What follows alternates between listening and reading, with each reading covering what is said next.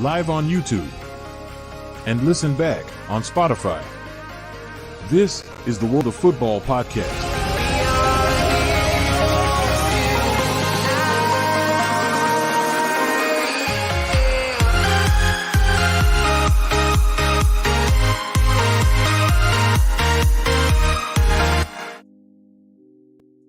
Good evening and welcome back to the World of Football podcast and it's going to be a blinder tonight. We got night driving in the background. Everyone knows it is the prime background music that we have to have on all these podcasts.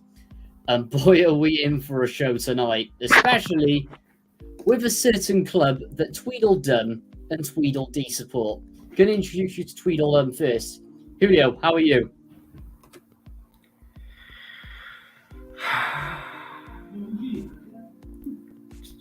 Reece, how are you doing? Move on to Reece. Right, Tweedledee, how's one going? And he's on mute. Man United has sent him into that much meltdown, he can't even take his mic off mute. Absolutely. Sorry about that, I was in the middle of a great intro. I think by the choice of the t-shirt that I put on when I was during the intro video, when I took off my hoodie, had no t-shirt on, I think I've got the appropriate t-shirt for this entire situation. Stranger Things. Absolutely, Stranger Things definitely the fucking weekend. Especially with the circumstance being what a shit show. But apart from that, Celtic got beat, which is good. So that gap is literally close to 5 points of a game in hand. So that's going to be a very interesting title race. AC Milan let me down. Eureka. Leipzig beat Dortmund. Okay. Barcelona got beat off Girona 4-2, so that was an even bigger win for football in general. They're still top of La Liga, so that was a bit of fun. Put gloves on to go all hardcore on these assholes. But in circumstance, I'm good, but Jesus Christ, we've got a lot to get through tonight. And also... The gloves are in memory of Anthony Martial. Nah, he wishes. What I will say, though, is who's going to get it worse? Chelsea for 2 shows running, Man United, or West Ham? Find out on tonight's podcast. Welcome to the World of Football podcast, ladies and gentlemen. And welcome into Hella. Still sick? You could very well say that, but... Don't deserve it.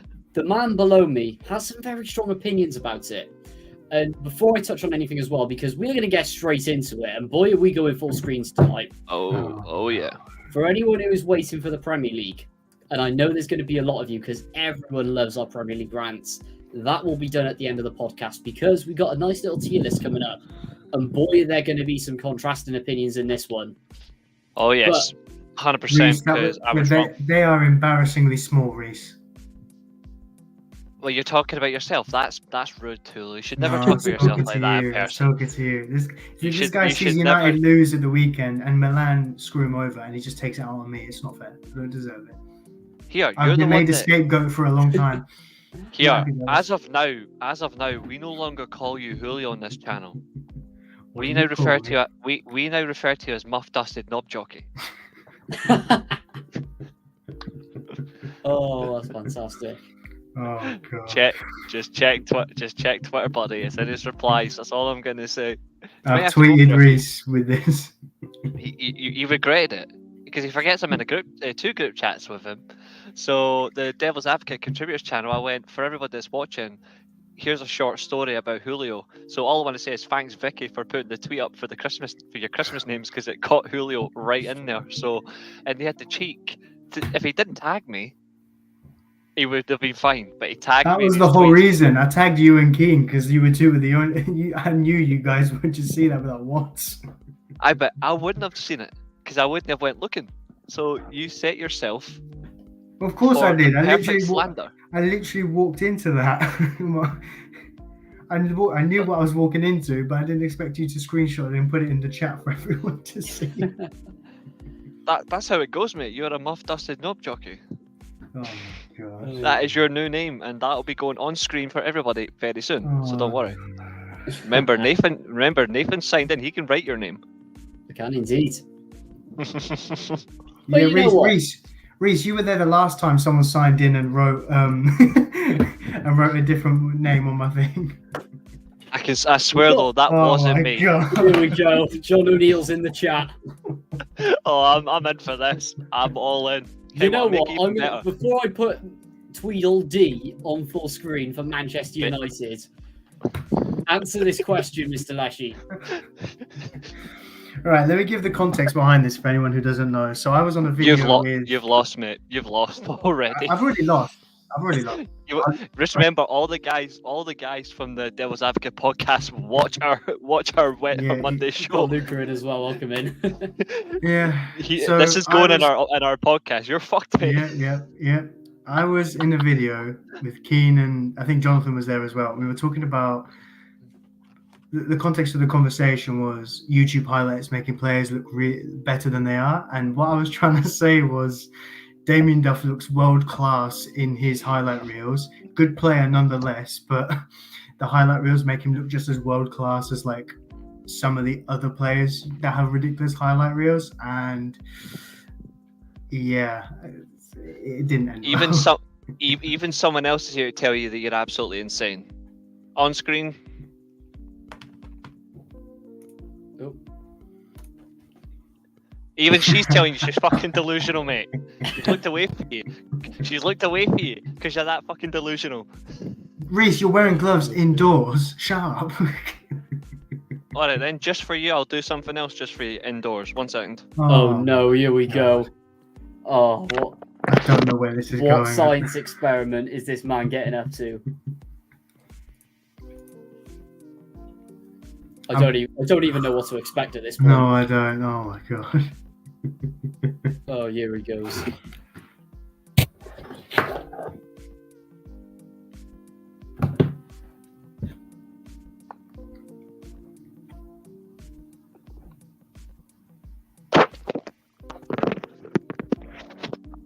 That sounds like he's in the water. Oh god. Oh my god. Welcome to my world, ladies and gentlemen. Welcome to my world. Can't catch the flu if I can't see it or feel it. That's a bit harsh to say about your parents. Be Hey, talking about them like that. Okay, that's Just not like fair. that. That's We not have fair. comment of the You know night already. what? I literally said this. I literally said this. John, mate, I mean, to be fair though, that is incredible. at least there's one thing though. At least when I do it, at least I run and score. Where? And I'm always consistent on this show, so I can't be an intermartial. I cannot be an intermartial because I turn up Impossible. every goddamn week. Are you And at the same thanking time, he didn't even NHS, cost Reece? 60 That went million or however much. But that extreme I don't have overrated a strikers. Ballon d'Or clause. Do we have I a don't even have Ballon d'Or clause for clause. I Reece? should get one. Yeah, it's 12 Pepsi Maxes. Fairs? Fair enough. I've got more Pepsi Max in my fridge than Lionel Messi's got money. Just kidding. Well, I mean, I wish aside from that would be quality. It's a belter a comment though, Incredible. but it's a reflection. Keep them, though, 'cause keep he them is coming part of the on, talking guys. point. You guys have properly started it well tonight. We want to see many of Oh, those yeah. to come. Boy, are we gonna have a good one Absolutely. tonight. But Shane You know Long what? now. Let's discuss. old Shane Long. Are we He's talking about the shite, Southampton move on. Shane Long? No, right. No. Streets will never forget that 6-month period of Fuck Shane off. Long and Nikita Yelovich. Oh, yeah. Those were People have already forgotten about that. The minute you mentioned Pure Yelovich, I Barclays. forgot. That was pure Yelovich was so Barclays. Yelovich was so good, and he had to play beside a dud.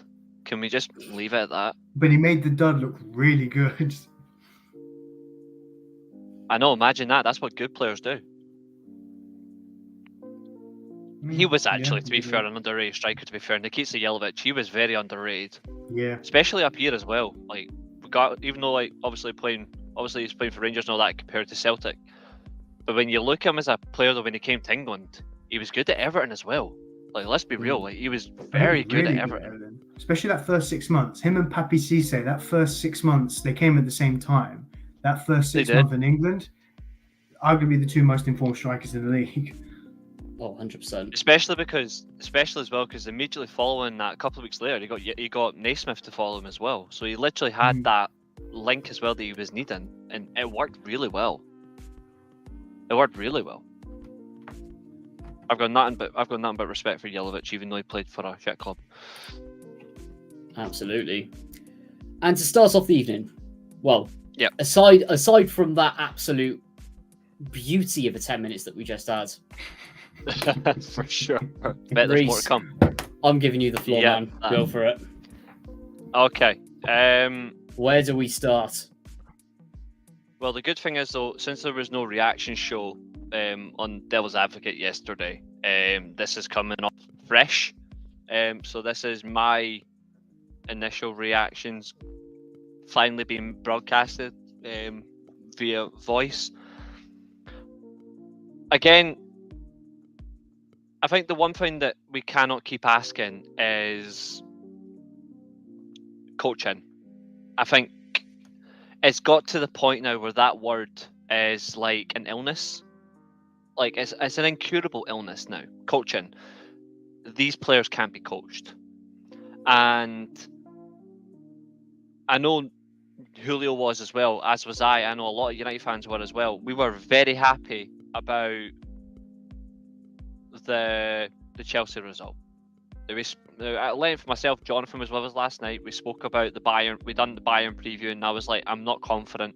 I'm not confident at all. It says a lot that Bayern are bringing a 19-man squad. It says a lot, even though they've got injuries. They're like, it's Man United. We'll bring 19 players, no bother. Bournemouth. We've praised Bournemouth a lot on this channel, especially their manager. Notice how we were right at the very start of the season, boys. We said Areola would come good for Bournemouth. We were ahead of the game.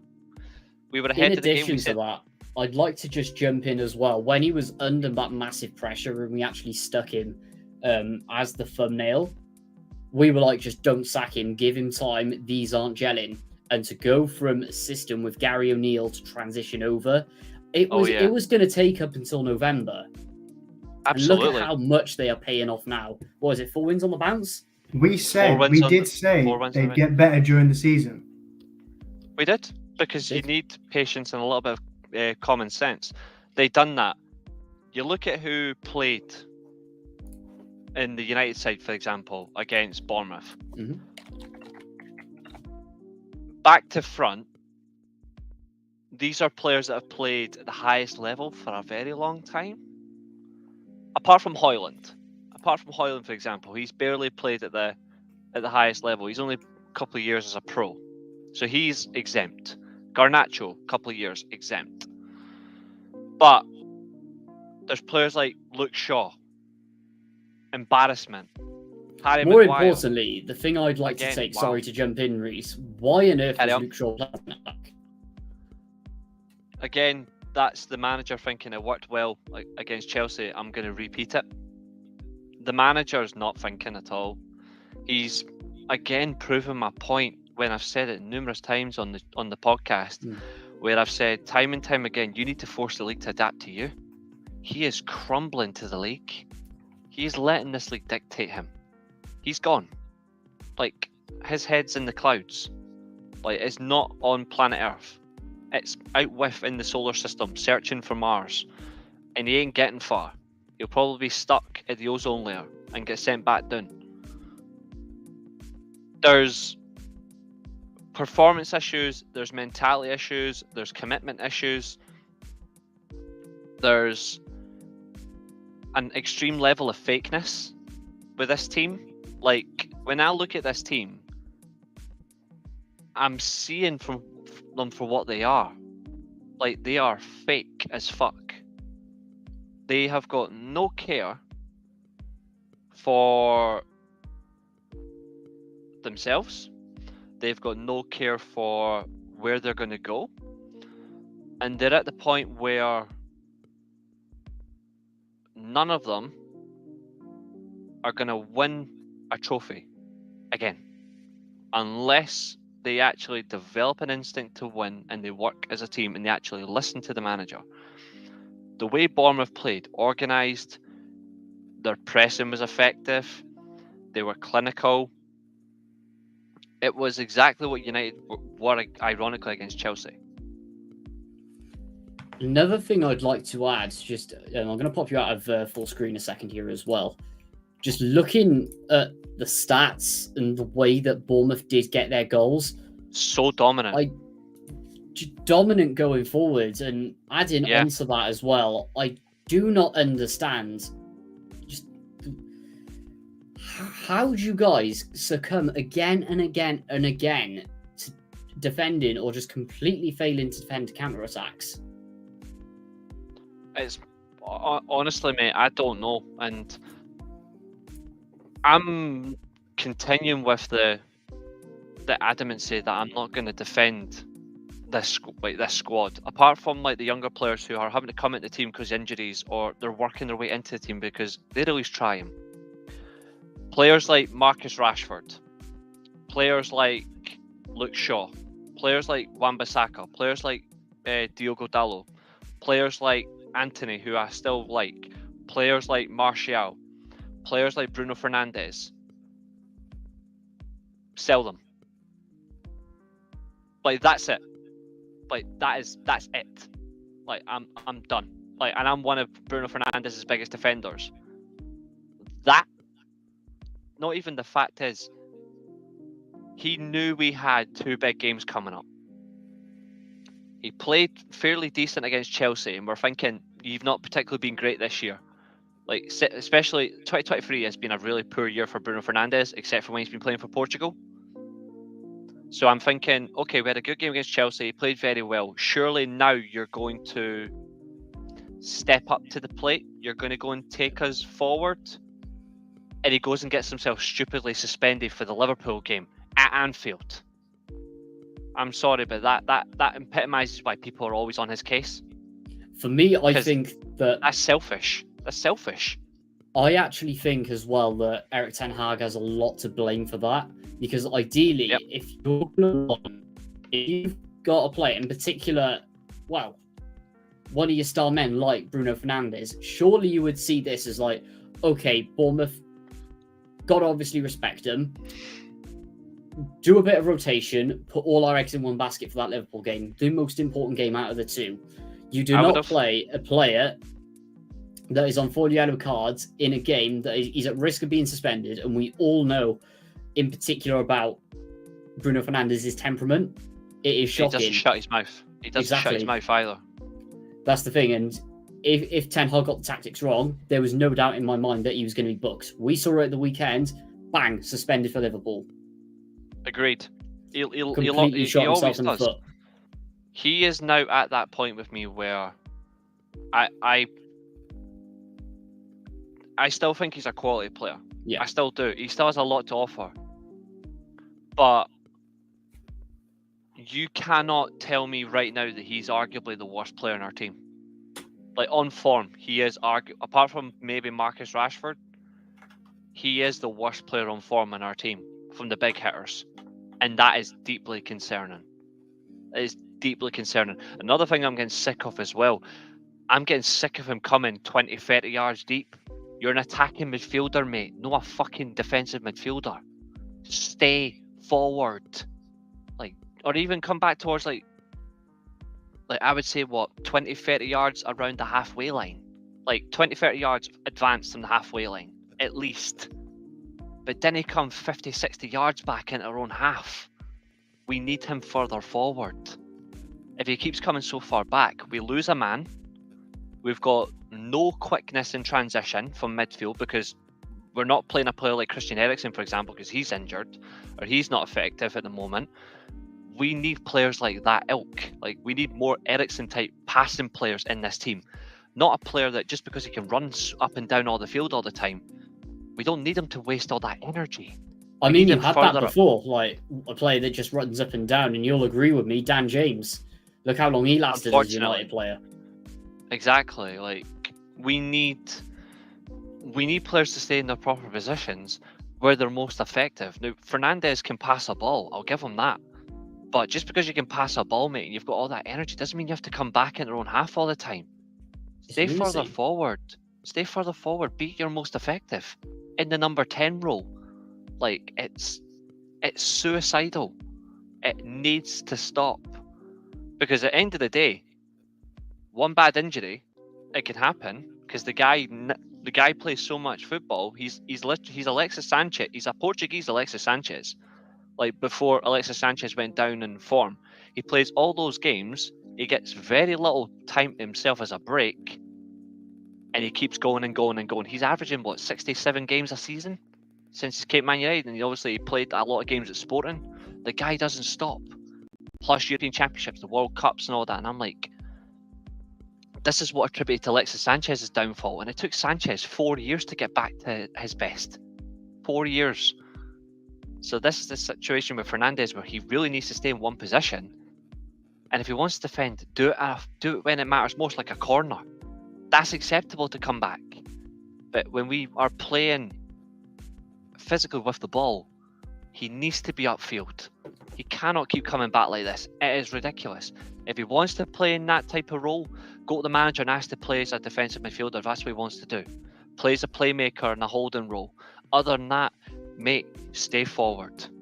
Because it's going to cost us even more than it already is. It's fucking us up, and I'm sick of it.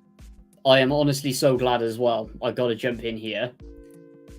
I'm so glad that John put this comment in, because I've been itching to see this response.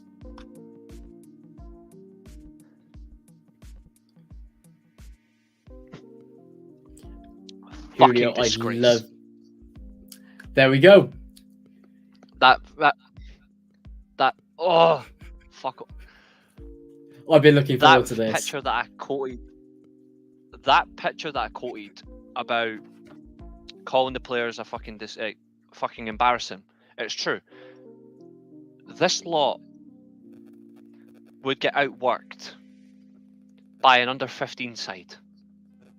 They would get coached by a primary school team, out-coached by a primary school team, because at least they actually work hard and they don't understand the basics of football properly, concerning the fact that they're young. So you can understand that. But these are meant to be professional footballers, and they are walking around when they're supposed to be heavy training before a crunch Champions League game where we can still technically qualify. We have a very slim chance of qualifying, but we can qualify, and they are showing themselves for who they really are. They are fake. They are fake. Sell them all. To hell with them. Wow. Marcelo Bielsa got rid of 17 players at Leeds. Berham Gupta got rid of 21 players when he was a manager at Benfica in the 1960s. Do the same to these cunts. Get rid of them. Get rid of them all, for all I care. Get a firing squad. That might do a better trick. But I'm sick to the back teeth for them. If that's your attitude, go and play for a proper, the funny thing is though, is they find Man United might be a proper football club, but it's not acting like one. I would like to see these players try a football club where zero tolerance is actually zero tolerance. I guarantee any of those clowns walking on a football pitch at Bayern Munich would be on the next train out of Munich. They would be out. They'd probably go down to Dortmund, because Dortmund take everything for a ride. So they'll probably go to Dortmund. They won't get away with it at Juventus, because the Ultras would have them killed. They wouldn't get away with it at Napoli. The Ultras would have them killed. They wouldn't get away with it at Milan. The Ultras would have them killed. They'd get away with Inter Milan, because the Inter Ultras are actually alright. No, they wouldn't. The Inter Ultras would have them killed. Man City wouldn't accept this. Even Man Mikel City Arteta, maybe throws them out straight up. Even Mikel Arteta right now, he's still a clown, but he wouldn't let them get away with this. Now, Mikel John Arteta, with the thing I will bring in with Arteta as well is look at the squad that he inherited and how much has changed since he's come in. Yep. Poor attitude. Yep, I out agree. the door. He is a And that muppet was when it what comes to press screamed at conferences. Arsenal. Yep, he is a press conference muppet, but when it comes to actually hard work, I'll give him credit. He does that. I've said it before on numerous times. The one thing that I would love to see on these players, and I get clipped on this, and I don't care about it. I'm happy with that. I want these players to be coached for one match and a single week of training by Diego Simeone. Oh, yes. I want one match, 1 week of training, by Diego Simeone. Because then we'll see who actually suffers. Well Because said. I've had enough of them. They're an embarrassment. And the ironic thing is, though, is these are the players that get abused on social media, right? And you've got the little fan clubs that defend them. Marcus Rashford, for example, he's had a great season last year in terms of numbers, contributed to our trophy. This year he's went backwards. Nobody knows why. I haven't got a clue. But he's went completely backwards. He's not trying enough. His body language is shocking. His fan club is barely defending him anymore. Because even they've went, he's actually rubbing at our faces. We've defended this guy and look what he's doing. The thing I will That say about with these says it all fan for me. clubs as well, just to jump in, and in particular with Marcus Rashford, straight away, the second that he departs the club, and maybe we'll see him be it's a miracle. They'll go Ten well. Hag goes, Simeone somehow comes into United, out the door he goes. So will all the little Marcus Rashford fanboys. So will all the Martial fanboys. They are a I bigger hate stain on Player the FC. club than the players, I think. These fans defending them, thinking that the players Player are bigger than the FC club. is a genuine problem. Oh yeah, It's 100%. Player an FC is epidemic in the disgusting. Premier League for me. Massively. I've got no issue with fans liking players. Like, that's not a problem. Like, it's okay to like players. It's okay to have a favourite player. But when you're blindly defending them, and I mean seriously blindly defending them, by saying, "Oh, it's not their fault that we lost." It's also our fault that it's also their fault we didn't win, because they're not doing anything.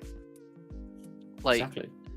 like I get stick for defend. I got so much stick for defending Fred more than anybody, or even a Lindelof, who at times is absolutely mental, but they actually try.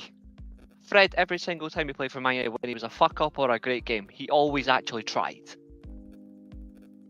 And fans would rather keep Scott McTominay? Like, this is my point. Like, these delusional little cockwombles. Like, this is my problem. And I'm like, when you're blindly defending players like that, you haven't got a clue. You're just going to get stabbed right in the back. And that's where I'm at right now. Well said, Julio. That's What's your what these thoughts on players this? are doing. Like, I'm fuming with them all, and I hate the fact that they won't do basic training properly. Even a rondo's easy, but why are you walking? Egos. On you go, Julio. Egos, yeah. Julio, take the floor away, man. I mean, you mentioned Simeone. Over the weekend, I sent it into the chat about how the Conte edits have started going around Twitter, and I just imagine for a minute, if Conte came in with his team, it wouldn't happen because it'd upset everyone. I think Conte would struggle to get his message across. It happened at Spurs, and it's the same at United. And as for Player FC, we managed to get like CR7 fans when we re-signed him, but then when he left, they're still talking about United to this day. Like, oh, they said Ronaldo's the problem or whatever, like what he'd be doing in this team now, as if Ronaldo wouldn't have left in the summer anyway, because his contract ran out last summer if he'd stayed. And yet they're right, though. Annoyingly, the Ronaldo fans are right, because look at the circumstance. It's went completely downhill ever since. It's not all his fault. He was a bit of an issue. It was a bit of an issue, yeah. I don't think that I don't agree with either sentiment, whether Ten Hag's the problem or Ronaldo's the problem. Look, I think after the game at the weekend, obviously loads of people are tweeting about, oh, maybe a new manager would change this, but I don't think even like Jose Mourinho 04-05 gets much more out of this team, to be honest. And saying that, like, you can change the manager, I don't think we'll get much more, because I genuinely think that it's just gotten so bad in the dressing room currently with the culture in the club that the fans and even like some of the pundits are seeing this and going, you can change the manager all you want. It's not going to make anything better, because it's still the same bunch of players costing managers their jobs. In terms of the game at the weekend, one key issue I think was The problem is we don't have a style of play, but we don't actually have a structure. You know, it seems like half the time we're trying to play like a 4-1-5 we've got a or structure. something. Oh, we've got a structure, mate. We've got a structure, mate. It's called broken. It's a broken structure. Like it seems like we have a There's- defense and we have a holding midfielder, and then everyone else is just going forward in attack, and then from that we're getting cut open so easily. And granted, maybe injuries are an issue when you look at the likes of Martinez being out, for example. Martinez is potentially the spine, part of the. If Ten Hag has a 5-year vision and gets that 5 years, Martinez is in that spine that he wants to build. I find it hilarious to an extent how a 400 million spend over 2 seasons is still nowhere near enough, because you still need like 10-15 players to go and 10-15 more to come in, because I genuinely think that, you know, Ranić said that open heart surgery quote, and I just think that we've not even touched the surface of it. I think if Ten Hag's looking at his squad, he's probably thinking, I want to keep 6 or 7 at the most, and that's players who I think I can get the most out of. You know, Reece has been right for weeks and weeks about the manager about the manager abandoning his principles. And even though these are 2 informed players, playing Maguire and McTominay are almost a sentiment to abandoning his principles, because what you got 2 players who hide in possession and aren't exactly the ball fluid, like they're not the most technically gifted players that Ten Hag would want. I don't think when Ten Hag came in, he had a look at those players and thought, if I was to build a team in 5 years with unlimited money, they're in my vision. I refuse to believe that, and I think Ten Hag is. But the problem is, Ten Hag is now at a crossroads now where he wants to implement his principles, but he's having to abandon them because of the player he's got. You know, people will say, "Oh, does he deserve time, or will he eclipse the likes of Pep and Klopp?" With all due respect to those 2, though, they didn't walk into torn up dressing rooms in terms of culture and have to. They've implemented their culture, yes, but the culture in our dressing room has been so bad for so many years that it that Liverpool team you inherited, to be fair, even though it was bad, it was still a culture issue, because look at the one thing they kept doing consistently. They kept bottling major competitions. Well, to an extent, yes, but I don't think it was as bad as Well, it was, because like when you look no, at it was bad. But what I'm saying is, it's still bad. It's bad. No, it's still bad. I'm not saying it's not bad, but the issue I've got is the fact that over time it's gotten worse and worse and worse at United. At Liverpool, if you look at it, there's probably 2 or 3 years in terms of like when Dalglish came in. But they also technically did get worse, because look at the team that, even though I absolutely hate them, look at the team that Rafael Benitez had in the 08-09 season, for example. Of course. Annoyingly, you had Gerrard in his prime. You had Fernando Torres at his best. You had Dirk Kuyt at his best. You had Xabi Alonso, Mascherano. You had some really good players in there. Exactly. Alonso, Mascherano. You had Pepe Reina. Like, this was a seriously strong Liverpool team, and thankfully they won fuck all, and that was fantastic. But what came after that? Your likes of Benteke, your Koncheskis, Paulsons, like Aquilani, like Jovanovic, Maxi Rodriguez of all people as well, which was a shock. They kept getting progressively worse, and Brendan Rodgers, before he left, he had £350 million or something spent on his team, and the best thing he ever did was get second by the luck that he had one of the best strikers in the world at the time in Luis Suarez. I hate Luis Suarez, but I can't deny he is one of the best strikers to ever play in the Premier League.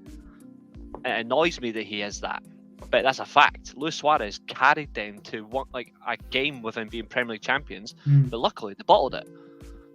But in circumstance, though, they've got progressively worse and worse and worse, where they kept finishing so low in the league, where they were not getting anywhere. They were getting beaten easy in competitions. The minute Klopp walked in, he's like, right, you are starting. You might not be good enough, but you're going to be in my squad until the end of the season potentially, and we're just going to see where it goes. Instantly, the Tottenham game, it finished 1-1? The Tottenham game finished 1-1. They outran Pochettino's team. That was a Pochettino team that was coming into its peak. That was the team that I'm pretty sure finished that's the team that finished in the top, finished third that year, didn't they? Tottenham, I think. Third in a 2-horse race. No, They that was the bottled- following season. That was the No, following it was that season. It was that season. Klopp came in the 15-16 season. Yeah, Leicester won the Spurs. league 16. Yeah, Sorry, Leicester won the league the 15-16. Sorry, because 16-17 was Pep's first Chelsea. season, and that's when Chelsea won the league under Conte. Sorry, my apologies. yeah. Spurs were in the but title still. race and then finished third in a 2-horse race. Yeah. My apologies, because Arsenal were actually carried by, as I've said, Alexis Sanchez. But the point being, that was also Sanchez's last season playing as a left winger as well for Arsenal, because he moved as a striker the following season. He had a 20-goal season. Still, He Arsenal's did, and then best straight ever after season. that as well, of course, he threw his toys out the pram and went to United, and look how that ended up. Another ego, and Man United again. He would have succeeded at Man United if we just used him differently. We used him so wrongly and we screwed him over, and I felt sorry for him. But going back to what I'm saying there about Liverpool, where they kept getting progressively worse, where you saw these players doing the bare minimum to just get an odd result. The minute Klopp came in, they were working their arses up. They were working like crazy. Coutinho, his price keeps going up year on year, but he actually worked for Klopp. You can actually see the goals he scored, like the goal against Man City, for example, from 35 yards. You can see that he's actually forming it. Emre Can became one of the best defensive midfielders in world football under Jurgen Klopp. And they lost him on And a free. he still is. Yeah, exactly. And he's still one of the best for his position as well. He's so good. But when you look at Liverpool, that's the progressively worse. Spending big money. We've spent money and got progressively worse. And we were league champions at the time. Liverpool haven't got worse since they won the league. If anything, Man City have just got even better, and Liverpool just refused to spend. They chose to stick by an aging squad. Now they're playing catch up, but they're catching up quicker because they're actually ran better. That's our problem. But it's like you keep saying, similarity to Liverpool. principles. Yeah. Klopp came But in they are similar. and said, "These are my principles." league's That's what I mean. Klopp didn't abandon his principles. Within 2 or 3 years, that first 11 had significantly changed. Lots of players were coming in and players were leaving. So, And look you know, at the like football Alberto they were Moreno playing was as a well. left back It's there for 3 annoying. or 4 years. Yep. Alberto Moreno was there for years, hardly played. James Milner played as a left back for an entire season because he didn't trust Alberto Moreno. And then Robertson came Until in. they got Robertson. Exactly. Yeah, speaking about trust as well, Hella's comment, how much does that tie into this Man United squad? Because, to be honest, trust from the manager could be there, but when he's just letting them run riot and pretty much do whatever, I think that's just... It's hard to say. I think there's so many cliques present at the club that it's becoming a problem. I think there's nothing wrong with being in a core friendship group. Like, even if you're at any job, having those types of groups is acceptable. But when it really matters most, you still have to do everything else by everyone else for the business, for the team in this circumstance. So, like, I don't think there is any trust between them at all. I think it's got to the point now where things are so severed that you can't repair it. The only way to repair it is probably to see all these different players go, because quite frankly, whether you want them to stay or not, a lot of these players aren't good enough. Like, a lot of the players we're playing were still there under Ollie, and then maybe slightly fewer they were still there under Jose. So it's 11 it is a players problem. total. You obviously have to question the recruitment as well, not just from the club, but Ten Hag as well. I question the club with the fact that around 6 of Ten Hag signings have either been loans or free transfers, half of which aren't there anymore, and then the other half are Ten Hag ringing up his phone book and seeing who he knew from somewhere and saying, "How would you fancy, coming and joining me?" So I just think that. Listen, we've obviously talked about the need for an infrastructure in the club before, and I'm not going to go into it again. This club is desperate for the right people in the right places. But I just think that Ten Hag is right now at a crossroads, I think, where he's trying to... every week he seems to be abandoning his principles even more, to an extent where he's thinking, I want to implement my culture, but I need results. And he's having that problem. It's like, it almost feels I like think he has he to just needs abandon his to- principles to get results, and his job is on the line I would because rather- obviously the pressure and everything. I would rather he just goes, this is how I want to play, and if it's not going to work straight away, that's fine. But running away from what made you get the job in the first place, it makes you a fraud. It does. It makes you a crystal clear fraud. Imagine that was Pep Guardiola. Oh, at Barcelona in the Bayern Munich, I played a particular short passing game with possession football. It's all about building from the back, create lots of chances. We're going to outwork our teams by 60-70% possession. We're going to have about 1,200 passes a game, about 25 shots around about them. We're going to score lots of goals, and we're going to just dominate teams, and we're going to win trophies. But now I've come to Man United, and I'd like to play counter-attacking football in a 4-4-2. You'd be like, no, mate, you're not getting the job. Like, that's not what we hired you for. We hired you for the football you played at Bayern and Barcelona. Like, that is an issue that I have with some managers who go into a job, and I'm like, you get the job because this is how you want to play football. Just play that how you want to play football. If Diego Simeone came to Man United, for example, I'm expecting us to play either a back three or a 4-4-2, and we're going to be nice and compact. We're going to be hard to beat, but when we start attacking teams, we're going to attack them aggressively. And you see it with a Diego Simeone team. They attack aggressively when they play against you, but they are hard to beat. So I'm like, that's what I expect from a Ten Hag team. I'm expecting fast transitional play with possession. And And on top of that as well, with a Simeone side, which would really gel into it, hard work. When is the last time we've seen a manager drilling hard work? Yeah? Emery. Ole Gunnar Solskjaer walked in the door. Ole Gunnar Solskjaer walked in the door in his first permanent managerial press conference. He said, I want these players to run more than everyone else, to work harder than everyone else, to be the fittest team possible. Within a year, that didn't exist. Yeah, these players have been used to... I think that's a little bit due to Ole Gunnar Solskjaer, though. Because we saw the exact same at Cardiff. Straight away when he comes in. You can criticise Solskjaer all you want, but this guy come in with a vision. The reason he got the job, I think, was he talked himself in the job with obviously that good run of form and a dinner in Paris with Ed Woodward saying, this is my vision. You can have a vision as a manager, whether you're good at it or whether you're a good manager or bad manager, you can have a vision. You not being able to implement it, especially when there's a long line of history of other managers not being able to do it, I think tells more of a story of the fact that he stopped trying to say, like, I think Bruno Fernandes came in and he told Bruno Fernandes, stop running around, and Fernandes, I think, said to him, I don't do that. That's not how I play. So whether you criticize Ole Gunnar Solskjaer for his ability to manage or not, he had his principles, he had his idea.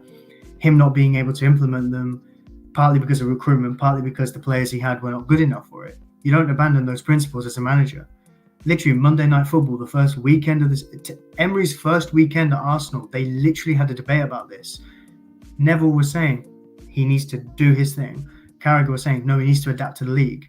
But, did Emery fail based on adapting to the league, or his way not being good enough? Or were the players just not good enough? So the point is that if you're a manager who come in, Reece is right, and what brought you to the dance? This. Well, you do this. We hire Ten Hag not to try and play the same way we've been playing for the last 10 years. We've been trying to get away from that, and we keep finding ways to go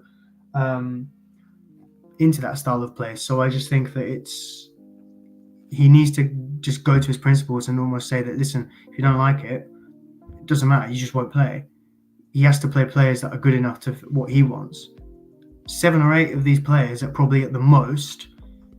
He's probably sitting there thinking, I could work with him for the next 5 years. I don't like the sentiment of people going, Ten Hag's clearly lost the dressing room. It's not good enough right now. Might as well just get a new flavour of the month manager and give him 500 million quid over the next 5 years. But that's not going to happen because the year and a half we're going to get the same problem. So what's ironic? The second part of Hella's next question, next comment. That second part, I've also said that before. Exactly. It doesn't matter. Like, if these players are in the squad, you can't. this is what I don't understand about football fans, right? Is they say, but it's not his players. I'm sorry, but the minute you become the manager of a football club, they're your players. There's no excuse. So, like, for example, players bought by previous managers, they're bought by the club, sanctioned by that manager, but it's the club signings. Every manager gets signings through the club. They become your players. The whole narrative of, they're not his players. Bullshit. That is the players you have to work with. You choose to not bother to even attempt to coach them, and then when you play a game of football and expect them to play your way, they're not going to do it because you've given up on them already from day one. A manager who makes those kind of, and this is what I don't like about football fans when they say it's not their players. They are, because you manage these players when you get in the door. They are your players. You can make your own extra signings, like your own additions to a squad, to make it better if that's your intention, but they're still your players. So, for example, Luke Shaw, he was signed by Van Gaal. He is Ten Hag's player. Yeah. Varane, signed by Ole Gunnar Solskjaer, is Ten Hag's player. Wan-Bissaka, signed by Ole Gunnar Solskjaer, is Ten Hag's player. Dalot, signed by Mourinho, Ten Hag's player. They're your bloody players. So instead of moaning about, instead of fans moaning about, oh, what's this, whatever that, you actually look at the fundamental founders. Why is the manager not even coaching them to play his way?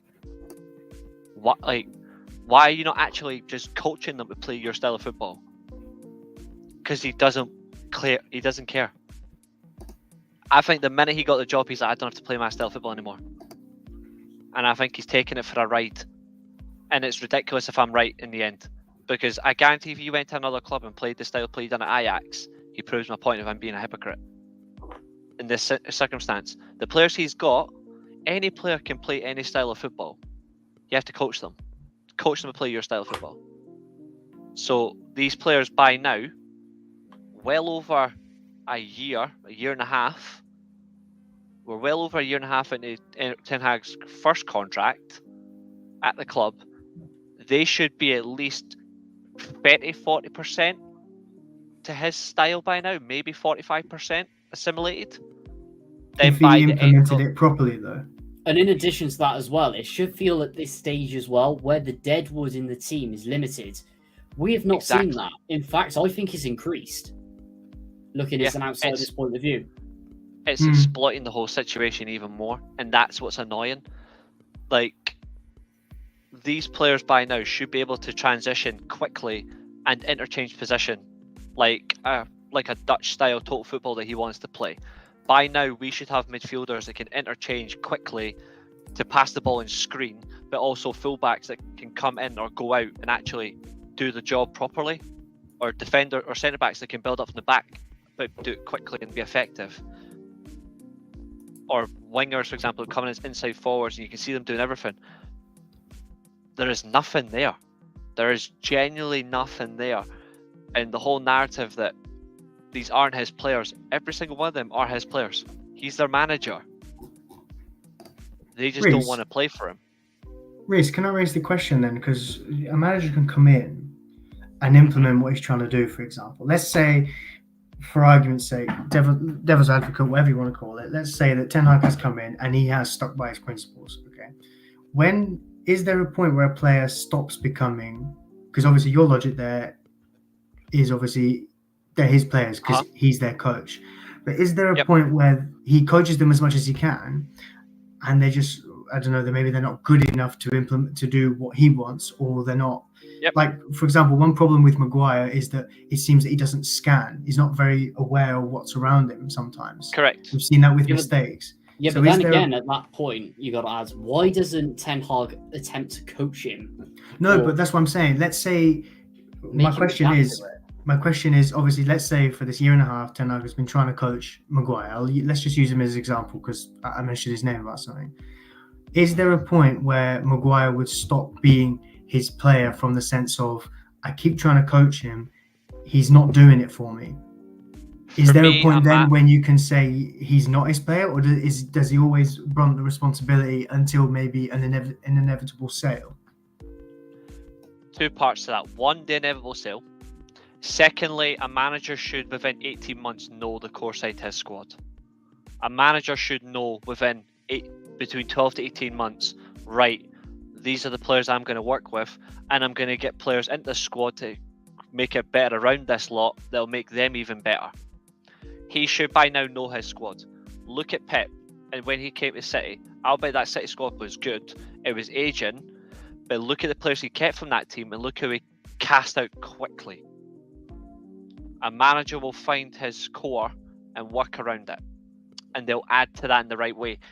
Ten Hag hasn't done that to a degree. He hasn't done that effectively, but that's also because he's not had that structure above him to make effective signings that will actually make the team relevant in the league. Because we're signing players from a league that, truth be told, isn't effective enough in the league. Dutch players religiously don't work. Only a Very rare hit few or of them work. miss. Like one hit and Yes. 10 misses. Absolutely. We should have signed players from the German, no, not overly, but only like more physical players. But we should have signed players from the Portuguese, the Spanish, or the French league. Or players within the Premier League that are relatively attainable from certain clubs. I don't mind some Serie A, but it depends on the position. But theoretically, if you're building from the back or your midfield, we should have signed players from Ligue 1 or Liga Portugal, in my opinion. More aggressive, more tenacity, and there's more similarity in terms of physical attributes to the Premier League in those two leagues. Attack-wise, I would say look at your La Ligas or your Bundesligas, and then especially at the back, centre backs, I would always say Serie A, and your defensive midfielders as well. But as a whole, this team, I've said before, I think I said it back in September, that this team lacks physically technical players. You can play with technical players all you want, but they need to be physical. That's why Pep got it wrong the first time. He got it right the second time because he brought in technical players that are physical to adapt to the league. We haven't got that. And I stand by that. Nathan, can I raise a question to you as more of a neutral? Yeah, go for it. Maybe in two parts, two scenarios to float by you. Do you think it would be better to keep Ten Hag whilst this whole new ownership situation comes around, maybe till the end of the season, for them to do a full, let's see what's going on in the place, and then maybe at the end of the season review it?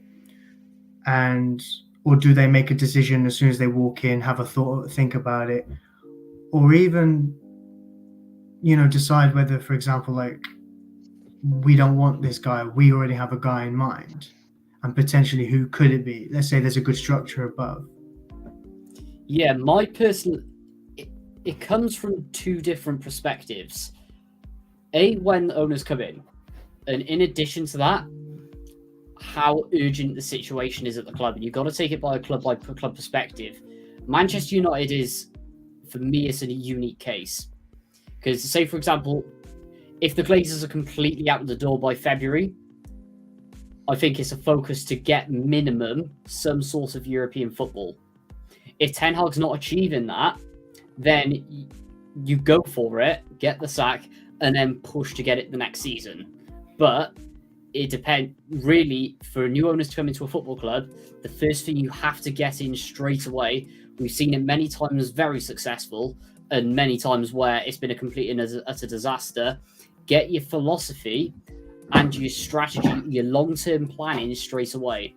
If Manchester United is to get there, say, okay, we want to be winning Premier Leagues within 4 or 5 years' time, rebuild around this particular philosophy and work on it off the pitch, then at that point, I would say push with Ten Hag until the end of the season, then seek his strategy.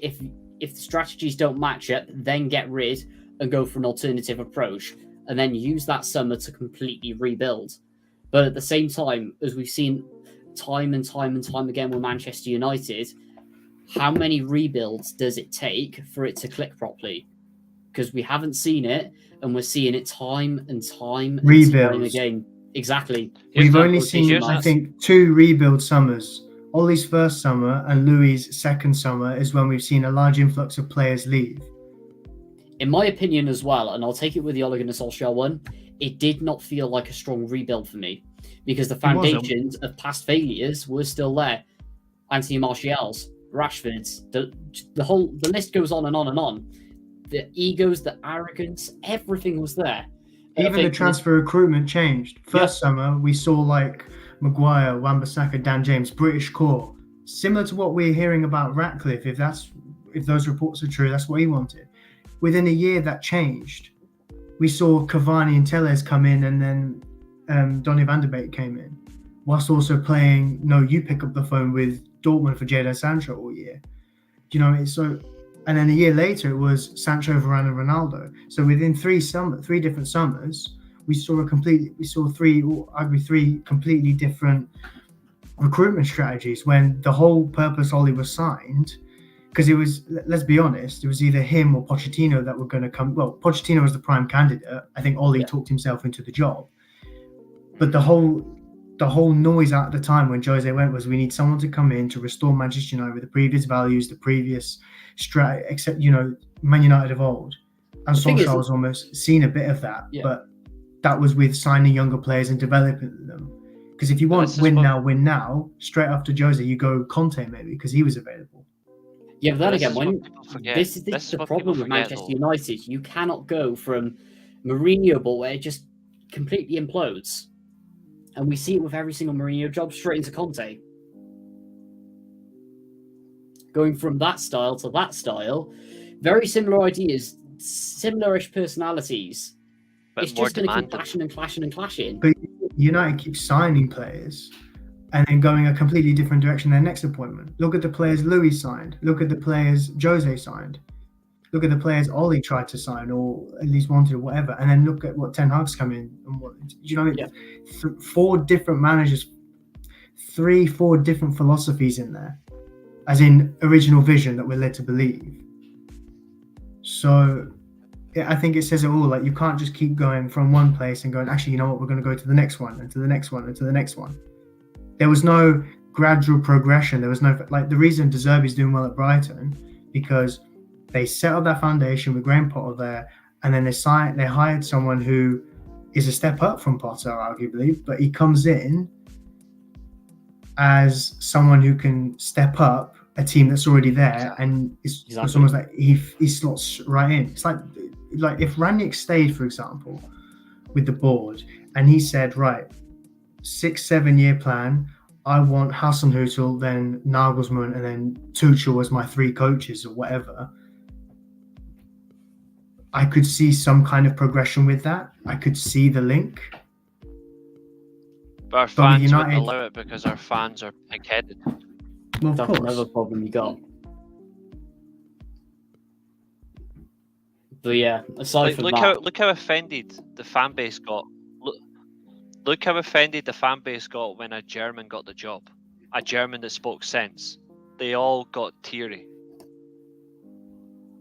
It's because at the end of the day, the core fan base, which we'll go back to again, they're there to protect the players, and they're worried that as we all know, Rangnick said straight up, this is open heart surgery. That the thing is, they are afraid of their players getting exposed, getting the bad publicity, and then being out of the door, which they want them to retain this toxicity in the club. Do you know what's ridiculous is the fact that everyone at the time with no sense saw a sporting director take a coaching role for 6 months with a consultancy role and thought, what's a sporting director doing here? You're here to coach Manchester United. Clearly, even the pundits as well, the likes of Paul Scholes and Rio Ferdinand, clearly not seeing that this guy they've sacked off the season already. He's here to hold the fort and analyse the club properly for 6 months. And then when he was due to go upstairs as a consultancy, yeah, exactly. When he was due to go upstairs for a consultancy role, he's already got an idea of what's gone wrong with the place, and he can tell us how to fix it. But, people will say, remember, he was here to coach Man United as an interim manager. He was terrible as a coach. Not necessarily. The players, it was literally the analogy is cover. Like when a cover teacher comes in for one lesson, and you're in a computer room, no one does any work in those lessons. Let's be honest. That's literally what the players did for that, and I think it's just ridiculous how people will say that. They won't, because they'll look at it almost at face value, not actually look at the bigger picture. And then 6 months down the line, when something's going wrong, they'll go, "Oh my God, he was right. He might have known what he was talking about, you know." Yep. That is well said. And then you get the likes of me and Reece, who were probably saying it the entire time he was there, like, he's not here to coach. He's here to see what's going wrong and fix it. Can you guys not see this? I think at the same time, I said on this podcast when Rangnick's position got terminated, I was like, stupid. I literally said this club is fucking delusional. It was ridiculous. Rangnick literally has pedigree for rebuilding football clubs. Yep. That's literally his biggest thing on his CV, is that he knows how to rebuild football clubs. And we've needed that. If we had... Do you know what? I would love it if Jim Ratcliffe turned to Ralph Rangnick and went, "Listen, this is a new Man United. We'll apologise for what they did to you, but we want you to consult for us for 2 years." But it And then looks you like get Paul Mitchell Brailsford in, is for already example. leaving Ineos. But it looks like Brailsford is already leaving Ineos, so that looks to be a positive. that is interesting. It's interesting enough, but you see I'm just, you know what I mean? Like, it's almost like Rangnick comes in and people say, "Oh, he wants to rebuild this football club from a board perspective. Oh, he wants to tear out the traditions we've set for years." As if all the other managers have come in and not done that. Man Exactly. United is not the Man United of old. We need to go with it. How can you complain of it going with the times? And then when someone else says, "Let's change," you go, No, we don't want to change that. We don't want to change that. You need a boardroom. Sir Alex himself would do loads of different roles on his own. He was there for 26 years to do that, right? It's changed now. Ten Hag is arguably trying to do it because he doesn't have the people around him to do it for him. He almost needs saving from himself in that regard. And I just think that you need the right people in the right places. You can't ask Ten Hag to do everything. Sir Alex did it, fair enough. He was there for like years. He struggled in the first 5 years because he was trying to get rid of that drinking culture. And I think that you can't look at what Ten Hag's doing now at face value, because I guarantee the next manager comes in, 18 months will pass, and they go, "Oh, we should have let Ten Hag stay." Zidane, you could get Zidane or Ancelotti. Listen, I love Ancelotti, right? But this isn't a ready-made team for him to walk in and look after. So there's just so much going. There's so much wrong. So much needs to change. But Yeah, where'd you start with it? exactly. I think, unless, do you have anything further to add, Reece, before we hop along? Yeah. Sell them all. Well put. Before we go on to a very important topic of the night, I've got to start with here, and we're going to go to the Stadium of Light. Joe Bellingham. How on earth was that disallowed? And what was the referee on? Like, where do we start? I would say cannabis, but that was a bit too light. Generally, even I was a bit surprised that was disallowed. Alcohol and general anaesthetic. Nah, that's not numb enough. No, that's got to be a bit stronger. But what is it? I mean, another PGM, whatever you call it, apology. Stupid amounts in the championship. Or whatever it is, aye. Yeah, it's just getting ridiculous now. How many apologies is it going to take for something to happen?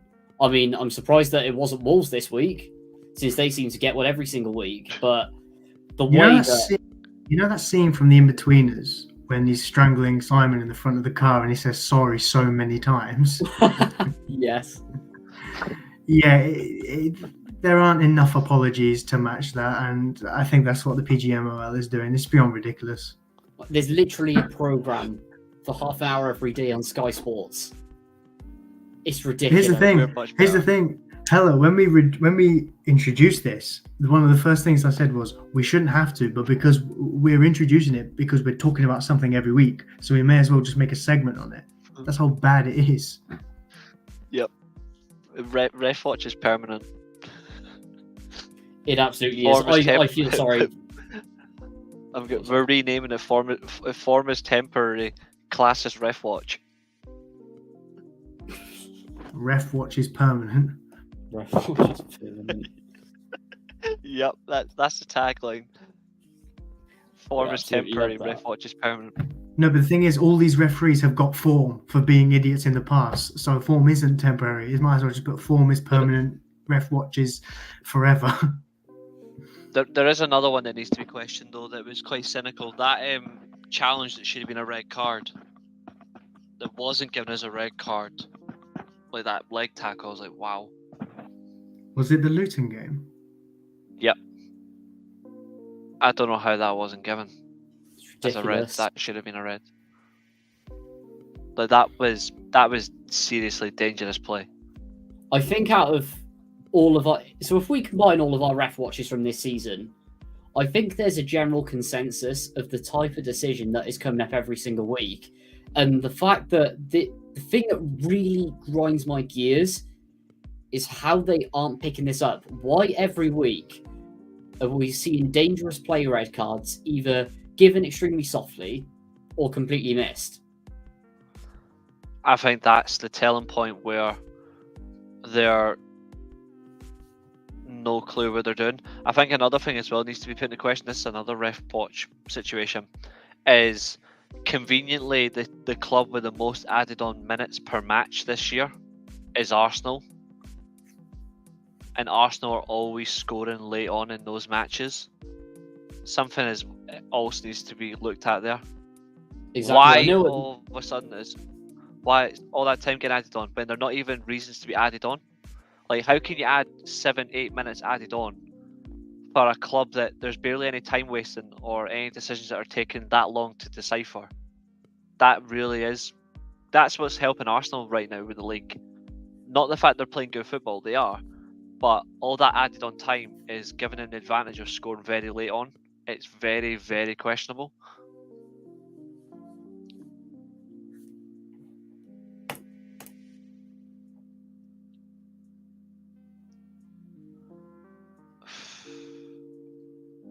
There's a Kalina documentary. Yeah. Adding that to and the it's watch quality. list. Did not. Is that actually? It's really good. But it's also reflected where he talks about refereeing significantly, and it shows his life as a referee. But he does talk about the current situation of refereeing. He's in charge of referees for FIFA, and it's not even working. Exactly. I think that it's horrifying. Another thing that I'd like to bring up, and I was listening to it on TalkSport. Everyone knows. Everyone knows that. Everyone knows a bit of TalkSport. Everyone has their opinions on it, but this is one thing that absolutely shocked the life out of me. And I thought, I can't remember who said it, but extremely narrow-minded. They called out Errol Bullitt, saying that he wants VAR in the Championship, but they were laughing at Errol Bullitt, saying, "Oh, he clearly hasn't seen the Premier League, then, has he? Because why would he want to implement something that doesn't work in the that doesn't work in the Premier League into the Championship?" Smart. I just thought that's just completely arrogant. The reason that he wants it brought in is because he wants to fix the refereeing mistakes he's seeing every week. Yep. Not because he wants something failed brought in. He's just trying to protect his own team. I think that was completely ridiculous. Absolutely.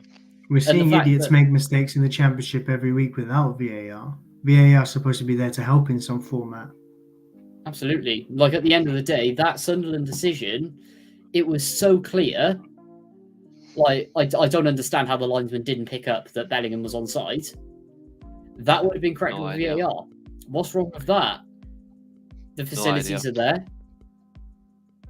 Mm-hmm. It should absolutely be introduced. But Yeah, that's another you're not story wrong, for mate. another day. I think We discussed it Yep. every week, you know. we are absolutely we are going to go into another topic that we haven't done for quite a while, but we really have to talk about this man because we said it. We've got it. It's not Can him. I just put but two in there for a minute? Can I just put two in It's- there? Yeah, go for it, I'm man. already jumping, so you can wait. The worst. We're going to talk about Rooney. Like that is sack watch. Like he actually physically needs to be sacked by Birmingham. He does. I mean, first of His- all, the thing I will his win say record. about His win record is worse than his MLS record. Like that's not a joke. Like that's a fact. His win percentage at Birmingham is worse than his time at DC United. 11%. I mean, just Like he how? has won one game in 10. It's awful. It's madness. And it's not even He really needs like to they've quit been being a manager competitive and either. punditry. Didn't we say the other week that Rocinha was actually the glue of that Derby side? We did. Yeah, because he was. Hmm. And the biggest way to look at that as well, in particular with Rocinha, is look at the position that Hull are in now. Look at the position that Rooney's last couple of clubs have been in. DC United, Birmingham City, and by the way, they're playing Cardiff this week midweek. And considering the way that we've been playing, in particular in our last couple of games, I'm sorry, but if Birmingham do not win that, then he has to be out of the door as quick as possible. Because it's not even like He's usually been bad lately. Oh, absolutely. That's an understatement considering last... If anyone's seen the video, go watch it. We didn't even have a shot in the first half. That's when you got to know. Sounds But about right. That's Cardiff Cardiff that's Cardiff ball. That's Cardiff ball. No shots in the first half. That's completely accurate. But his percentage is so bad that it really does highlight that the Birmingham owner really cashed in on friendship when he should have stuck by John Eustace, who was getting them in the promotional fight. They were in it. They were in the playoffs already. They could have just kept riding the storm and qualified, but potentially got promoted and qualified for the playoffs, and then potentially got promoted. They've buggered it now. That's them. Exactly. And at the end of the day, they've massively shot themselves in the foot because they come into Birmingham, into a fan base that has been what I'd like to say is tortured for the last 8 years. Yeah. Just constant relegation battles, under 16th place finishes. Eustace obviously comes in, gets that amazing transfer window in the summer, does superb, automatic playoff contenders. In comes Rooney because they want the big name, just completely ignoring his previous form. Bang, relegation battle. It's almost like we saw it coming. We did. He can't manage for Toffee. He was a great player, but he can't manage. Like, he's terrible. Do you know what, another thing on that point, actually, I saw a post of the weekend. When you look at how well Everton are doing and Aston Villa are doing in their own rights, it really begs the question of how bad big name English players are doing as managers. Exactly. It's beyond ridiculous. And at the end of the day, what you've got to remember is the reason that they've got these jobs is by merit. It's from what they have done in the game. It's not because, say, for example, they've built the building blocks by starting at the bottom, starting at youth level and working their way through. It's straight up been like, bang, Frank Lampard gets the manager job at Derby. Rooney gets ushered in very quickly to basically steady the ship because they've gone into administration. Steven Gerrard getting a random chance at Rangers with no experience. Admittedly, he does well at the start, but look at the way he's gone downhill from there. Gets a good Villa team and massively fails with it. And then you look at the likes of like John Terry, for example, who are interviewing for coaching roles and eventually after a while says, yeah, I'd take a job in League One. You should be.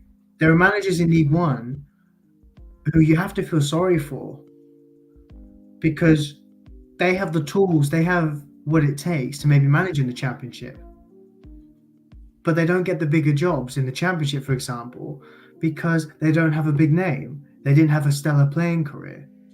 So these managers are getting like, even in the Premier League, like years ago, you know, whenever between 2011 and 2013, whenever a team down the bottom was, when they sacked a manager, Ole Gunnar Solskjaer was one of the names that was always being linked. Not necessarily because of what he was doing at Molde, because of the fact that he did well with the United reserves, but it's the United reserves at the time. Like, make of that what you will. But It's foreign and fancy. it's a bigger name. People think, oh, a young up and coming manager played under Fergie. Oh, this would be interesting. Cardiff got Solskjaer in, and you know, as much as I love Ollie as the next man, he was well out of his depth for that job. After Malky Mackay, you needed someone who. That's why I get fed up whenever. Ironically. He was at West Ham at the time. He had a job. I will always say this, and before anyone suggests, and before I go on to my rant, because you've got me going for the 2013-14 rant. Welcome in to the creator. And look at that beauty of a comment right there. It's cold at this time of year. It absolutely is. But I'm always getting fed up of seeing these fancy names from abroad being linked with relegation jobs, whether it's the Premier League or the I always say, you'd want an old school, like you want an old school manager who's been there, who knows what it's about, right? Like you can laugh at the Big Sams and the Sean Dyches and even the Nigel Pearsons of the world, but these guys, they come in, they know what needs to be done. West Ham were falling off. They brought Moyes in, kept them up, made Arnautovic look really good for 6 months, really, really good. Then went, thank you, but we're going for Pellegrini. You know, Pellegrini's pedigree, when you look at it, you think, oh, he's a coup, isn't he? Year and a half gone, spent big money. He's out the door. They're in exactly the same places they were when Moyes went in the second time as he was in the first. And he kept them up.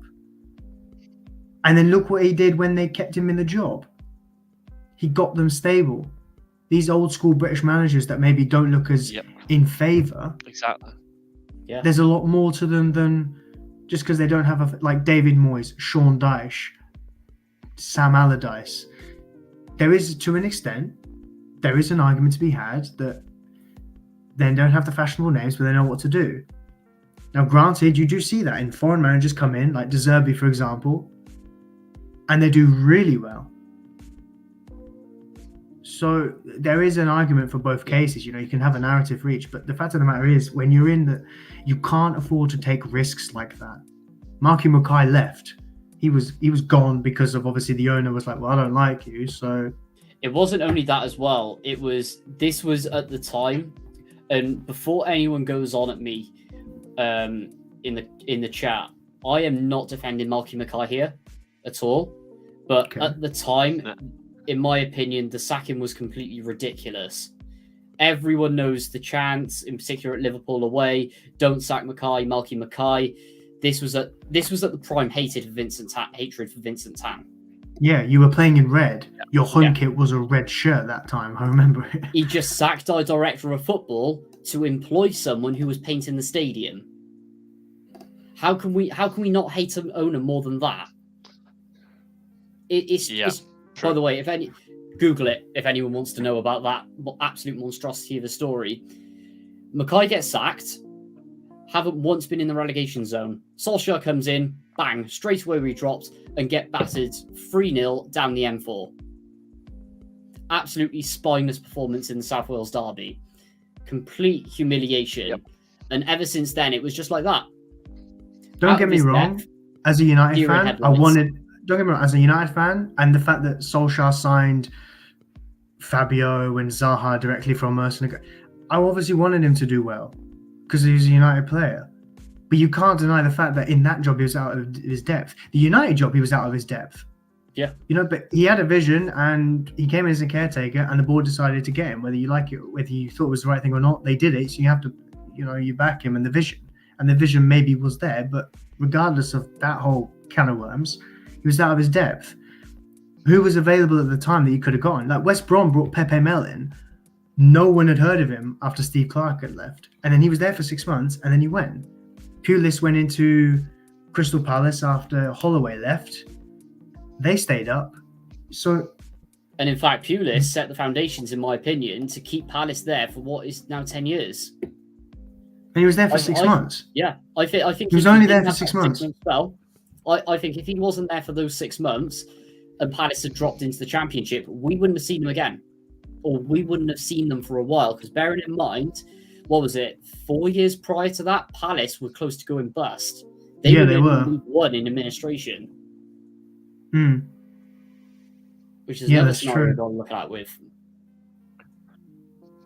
Who was available at the time for you guys to go and get? Literally, no one. Well, yeah. Big Sam was in a job at the time. He was. Sean Dyche was in a promotion season at Burnley. He was at Burnley. David Moyes was with us. But Pardew was at Newcastle. Yeah. Steve Bruce was at Hull. And he was actually doing all right there. But the point is that when you what were you, 16th in the league?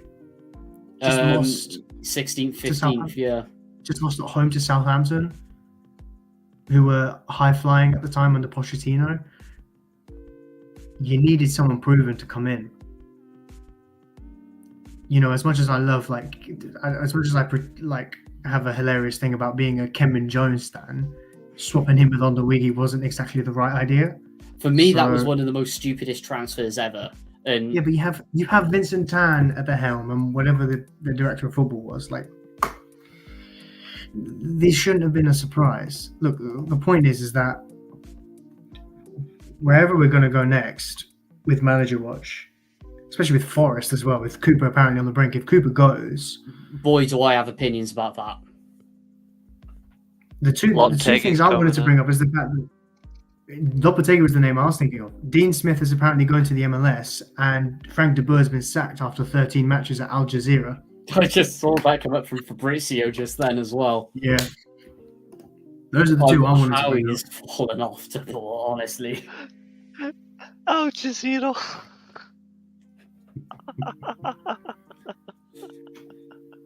Oh, that's made my day. But yeah, to bring in the Steve Cooper chat, as if it brings it home, as we were just talking about Cardiff 13-14, an extremely likable manager in the fan base. I mean, at the end of the day, look what Cooper did to get that team up first time of asking. Comes in, bang, promotion. Made the team achieve what they did. Marianakis stayed with him last season, and the reason being is because from what we've seen with Forest since he's taken over is that level of expectation. We've seen it at Olympiacos. If you fall below where he believes the club to be at, then you'll be out the door. The reason that Cooper wasn't sacked last season and he was backing him was because Forest were exceeding expectations. So he was kept and he was backed, and he thought that if he was patient, he would stick through it and they'd stay up. If he pressed that gamble button, then they'd end up finishing bottom. Because at the end of the day, it's too much of a gamble. For me, this is another scenario for him. Because yes, Forest aren't in good form, but we saw it with his reaction when he literally threw his lanyard into a front garden outside Craven Cottage. That alone tells me that he is not happy with how the players are performing.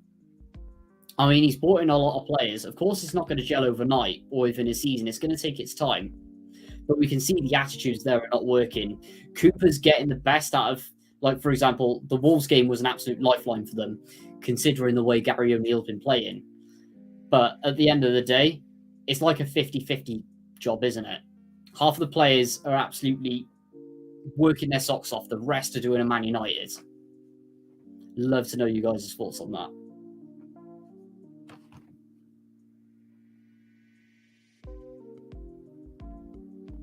The question I want to raise, obviously, is that Steve Cooper did really well to get them up and everything, but it gets to a point where it stops becoming about, it's not about what you've done for me, it's now what you're going to do for me. Yeah. And I think he'll get the Christmas period. But that's being said with if they keep picking up points over the Christmas period, great. Otherwise, he might be out the door. Because I just think that when you're a manager and every year the same thing is happening, especially with Marinakis' history of sacking managers at Olympiacos. Like I can't even count the amount of seasons he's gone 2 or 3 managers within a season at Olympiacos. So I think that whilst he'll probably want to be patient because of what Steve Cooper's done and probably because he's a good guy and he's actually good at his job. But I think that it'll get to a point where the questions will be asked, and I think that the name Reece hit the nail on the head with Lopetegui. He was the name that when the rumours started over the weekend or whenever it was, I put in the group chat like, surely it's got to be Lopetegui. He just seems to be the right name to fit all these players coming from different places. He's available. This is the kind of, because even if Forest are further down the league, they're that kind of size club and they've got the quality of players that you can suggest maybe that Lopetegui could go in there and work something, maybe almost reminiscent of what Wolves were last season. So I think that, I don't know. I don't know about you guys. Like Reece, for example, would you start raising the question that it's not about what you've done, it's what you're going to do for me?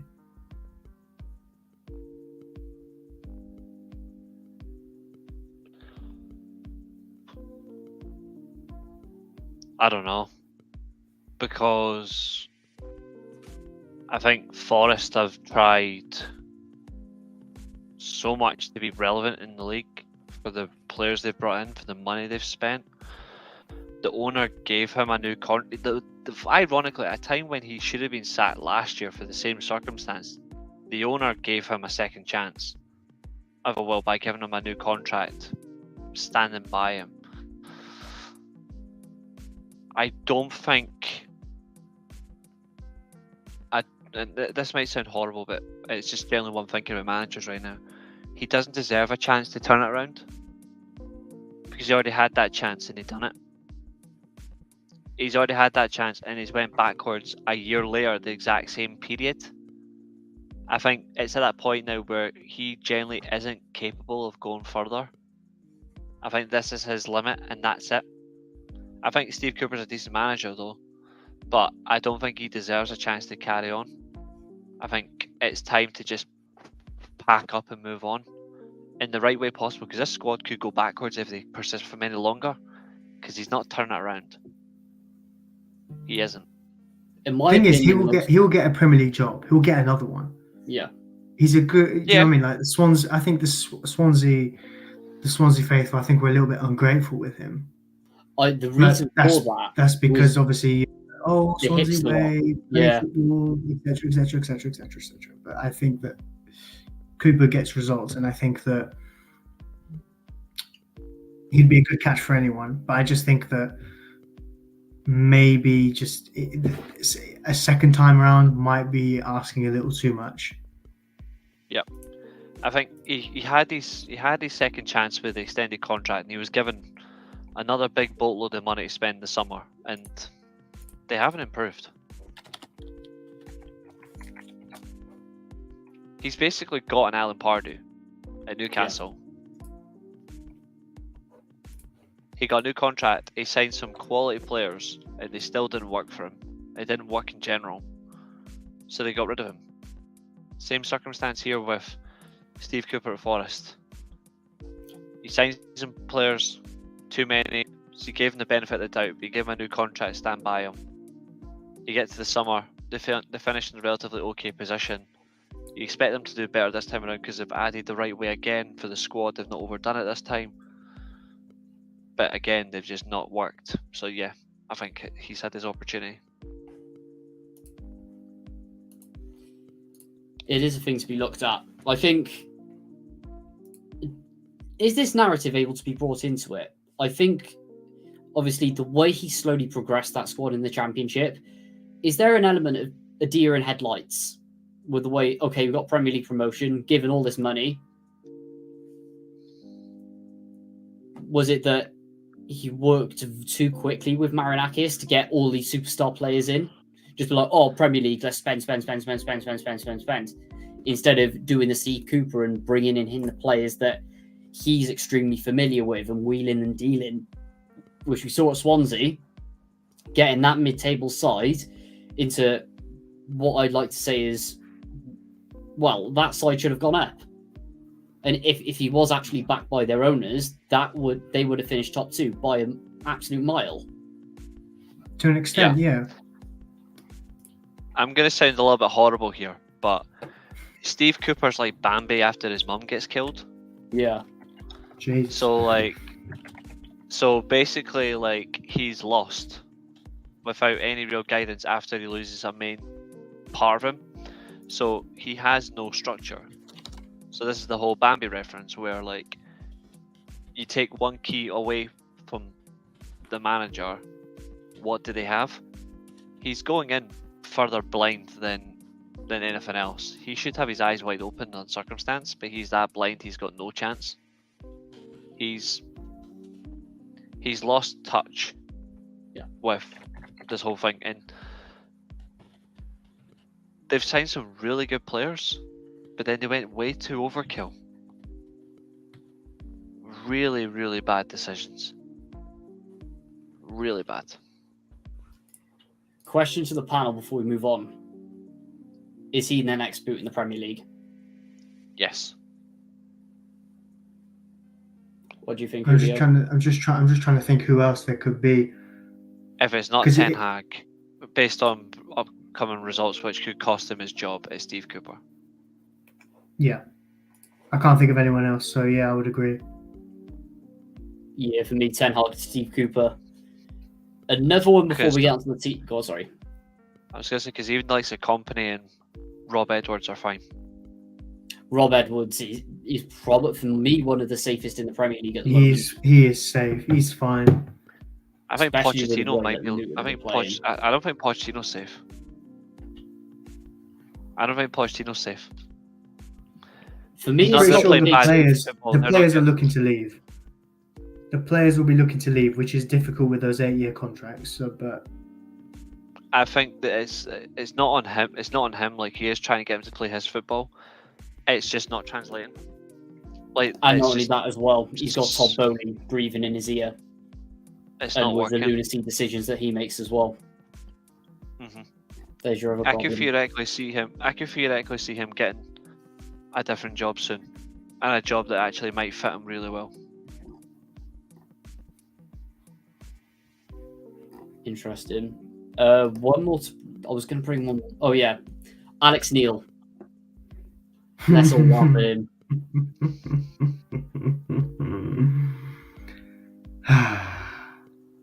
Justice. Justice is well served. Going from Sunderland, playoff battling. Speaking of Sunderland, did we go through Tony Mowbray's one last week? Yes, it was announced on the stream, wasn't it? Yeah, it was. Oh, I just had to think for a moment because that was a weird one. That caught me so off guard. Yeah, even caught the Sunderland fans off guard. I know that obviously they weren't in good form, but with the way There was he no need to do transitioned that squad, exactly, well said. He's an example of, like, if this is an appointment with this whole Sunderland thing, if that's like a sacking that is making way for a bigger name, like, I don't know, like Will Still or someone who's been very, like, in the headlines, put it that way. Mowbray has been a classic example of, in that scenario, maybe of like being a British name, not as favourable as others, and when an opportunity arises, I mean, granted, business is business, and if an opportunity has risen with someone else, then, you know, potentially, like, you reap what you sow and all that, and it might come good, it might come bad, who knows? But Alex Neil leaving is hilarious because of the fact that he got Sunderland promoted finally. Then within 5 minutes in the Championship, he was like, you know, Stoke's of it. I'll go to Stoke. Goes there, and Sunderland come close to promotion, and then he's already sacked within a year. Like, but a year and a bit after he left, he's already out of another job, which I know is very funny from the extent of you left someone, and then now, like, you got no one. But how bad did it get towards the end? Oh, woeful. Exactly. I mean, he was given all that money in the summer, bearing in mind that Stoke have a lot of money, and considering Mm. how long they've been in the Championship now, and not only that as well, not even competing for playoffs, they have been that bottom half team. And bear in mind, a team that hasn't been favoured for relegation either. They're nowhere near that battle. They've just been pedestrian in that path. Alex Neil had that opportunity to turn it round, in particular with the waves back with the free transfers, and also was given money. The fact that he fails like that when he was promised all of this goes to show how much that leaving Sunderland shot himself in the foot. And the fact that he is now left and has been found out is fantastic. But the thing is, the only thing I'll say now with Stoke surrounded up is that the merry-go-round is going to continue and continue and continue there. And boy, is it hilarious. Yeah.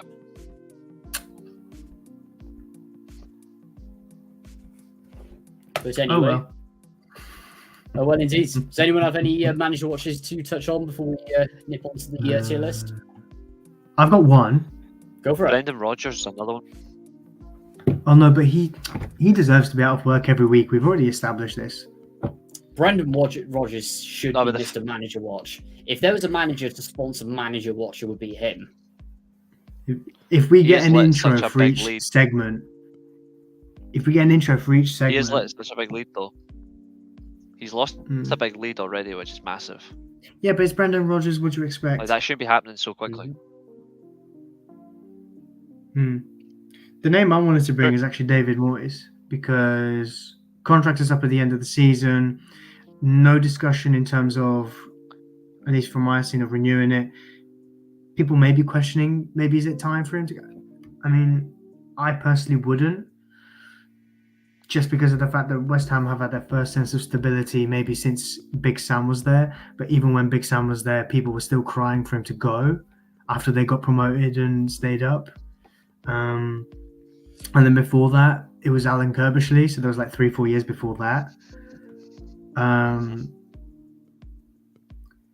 So I just think that, listen, if West Ham are going to make an appointment, it's got to be the right appointment, and it's got to be someone who, because they've tried the whole almost favourable manager approach. Like Slaven Bilic came in, and then Manuel Pellegrini seem a little bit more fashionable than David Moyes and Big Sam, for example. They didn't make it till Christmas of the second year that they were in charge. So I think maybe if you're going to go for someone, you've got to go for someone with a proven record, especially in this league. I'd personally, I don't know. I mean, I don't like the talk of Moyes. People are suggesting Moyes go upstairs, which I don't like. He's more of a coach, Moyes. Exactly. He's a hands-on, on the field kind of guy. I don't think you need him upstairs. No. At the end of the day, with West Ham, was Moyes the guy to bring in these players? Absolutely not. No offense to Moyes and what he's done. Obviously, winning a European trophy there. What use will he have upstairs? Because I don't see it. And I think sticking with him is probably the best bet at the moment. Probably a point of view. If he's upstairs, because you've got the technical director who, I can't remember his name. Reece, remind me what his name is. I don't know. Because I think he came from the Bundesliga. I thought you might know. Well, it's not Everall. To be fair, he is a good sport director, but the problem is, right, this is my thing with West Ham though, is they're in a position now where they've got the fundamentals of physical players and technical. Moyes has got them playing some decent football. They're just very inconsistent, and they're only more focused on Europe. I would say for them, I would keep Moyes till the end of the season, but I would also sign Lopetegui on a contract for summer 2024. Similar, ironically, to what City did with Guardiola when Pellegrini was in charge, is I would say your contract's already expiring at the end of the season. We're not going to sack you, but we're going to announce this is our new manager. We're not And it is renewing your looked like it. contract, essentially. Yes, I think that's the fairest way But- to do it as well. Just to say but that we're not going to sack. But we're not going to sack you either. We're going to honour the end of the agreement properly to the end of the season. No extra pressure. Just carry on doing things as you're doing, and then get to the season. It starts off. The thing with is, lot of it could Tiggs go back. so well. The next appointment could go so well or so badly. yeah. So I they think need to Lopetegui make is sure they that get it right right. smart. And in I think addition to Lopetegui is that the as one they should go well, for. I think the most important thing with West Ham is if this new ownership comes in, they need to make a decision on the approach straight away. So get in a meeting with Moyes, go at the end of the season, we're either going to go this way, where we're going to back you, renew your contract, keep doing what you're doing, or we want this new philosophy. We don't think it's going to work with you. So if you can assist us transition into that new period, then that would be great. But I think that's Absolutely. the fairest way with West Ham at the moment. So do I. I don't think he should be sacked from the job. He should just be allowed to just let his contract expire naturally. I think so. One suggestion I'd like to make, or one point I'd like to put across quickly is obviously if Moyes goes at the end of his contract, what kind of job would he look for next? Because I don't think he'd pack it in. I think it would get to maybe November, for example, and let's say Forest kept Cooper in the exact same position in a year's time. Would it be that kind of job for him? You know, someone mid-table that's underperforming, or someone that's a bit further down that maybe has the quality that just needs the stability. Is it that kind of job he's looking for, that he'd probably be looking for? Potentially. I don't know why, but he screams a Crystal Palace manager for me. Oh yeah, Hodgson. And in particular, Hodgson is 100% going at the end of this season. There's no doubt about that. I don't think so. I think given what they were looking for with the Patrick Vieira approach, I think Parish will probably interview Moyes just to see what would happen. But I think he'd go for, if Burnley went down, he'd probably go for like a company or someone with that kind of, that name. Do you know what I mean? Similar to what we've discussed before. I don't know why. I think Parish has learned his lesson. Going with a hipster choice in You'd Vieira, hope at least anyway. Yeah, he made that gamble to see if it works. It worked really well at the start, and then just capitulated. Goes back to Hodgson because he's familiar. Steve Parish will go with what he's familiar with, and he'll stick with what works. To shy away from Hodgson is impossible for him. And I think that he gets a lot of similarities with Moyes, a wise head who knows what they're doing and can still get the best out of these, in particular out of the young Palace players. I think it's a good match for him. And I do seriously think at the end of this season, if the new West Ham owners are fully implemented, Moyes goes out the door, bang into Palace, straight up.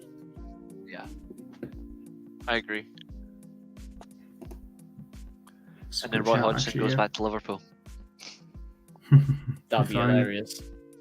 That'd be welcoming. I'd be happy. Anyway, moving on from that segment, and this is what I've been looking forward to. Let's get her on the screen, if I can find it. I love a tier list. So, bit of context to the viewers and everyone who's listening on Spotify as well. By the way, make sure to like us on Spotify.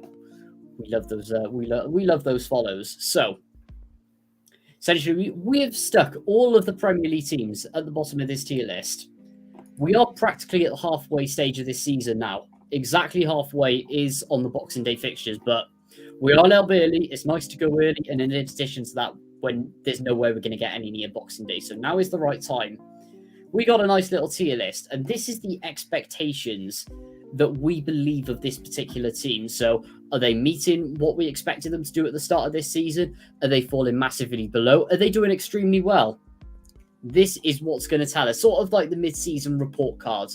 And who needs to do better, who needs to keep doing what they're doing, and who's absolutely phenomenal. So, I think the best place to start, Julio. Pick one and explain your reason for where you put them.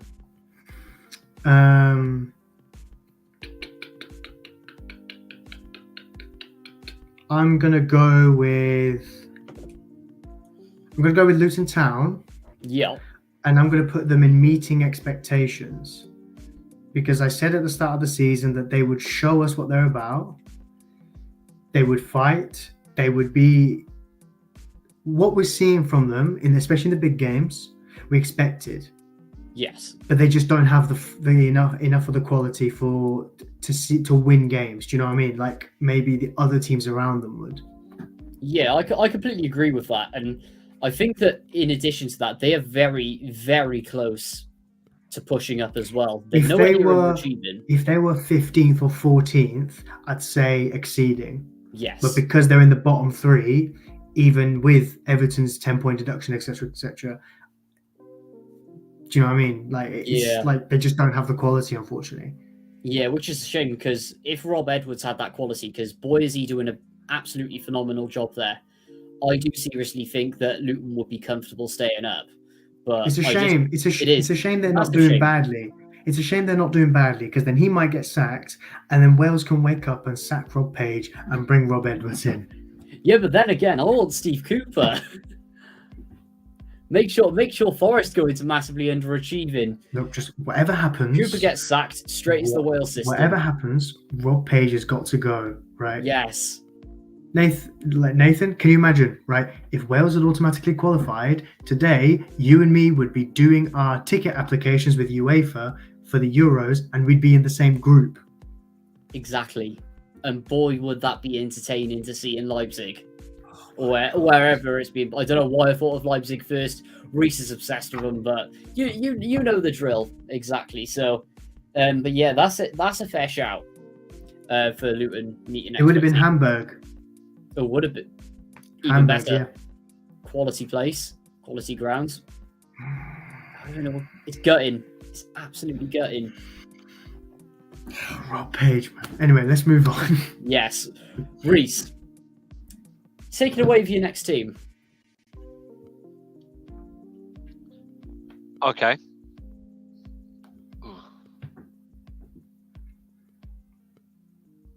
There's two clubs in particular I hope don't get picked, because I've got an order that I have in mind. So I'm going to go immediately for Chelsea, massively underachieving, and it's clear and obvious why. Absolutely. Less said the better, but because it's complete accuracy. it is, and I think the reason for this as well is literally Pochettino's press conference. I'm sorry, but if you spend that much money and say that you have to make transfers to make your system work, is completely ridiculous. What are you talking about? And shows the failure. Pochettino's been on a shoestring budget. What do you mean? Exactly. How is he meant to cope with all of these wonder kids who haven't gelled and are nowhere near their peak? He doesn't have the squad depth. Exactly. It's not his fault that they overpay for terrible players. Exactly. Even with that expectation, I feel sorry for Pochettino. So if he walks, I don't blame him. He's done the best for himself, and ultimately, it's not working there. And Chelsea's just a complete and utter disaster zone. Mm-hmm. But yeah, that is heads on. To be fair, I'm going to go on to. Ooh. You know what? I'm torn. I'd say exceeding. The reason I'm going to go for this, and I know they're only in about 14th, 15th Wolves. We thought they were going to get relegated, though. I think all of us on here, on the season preview, we were like, yeah, they're gone. Yeah, the fact that Lopetegui gets literally, he just walks like a week or two before the start of the season. The fact that they are in the position they are in now, grinding out great results, is an absolute miracle. And none of the fans have confidence.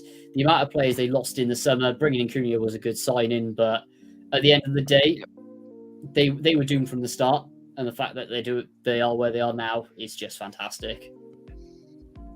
Julio, over to you. Over to me now.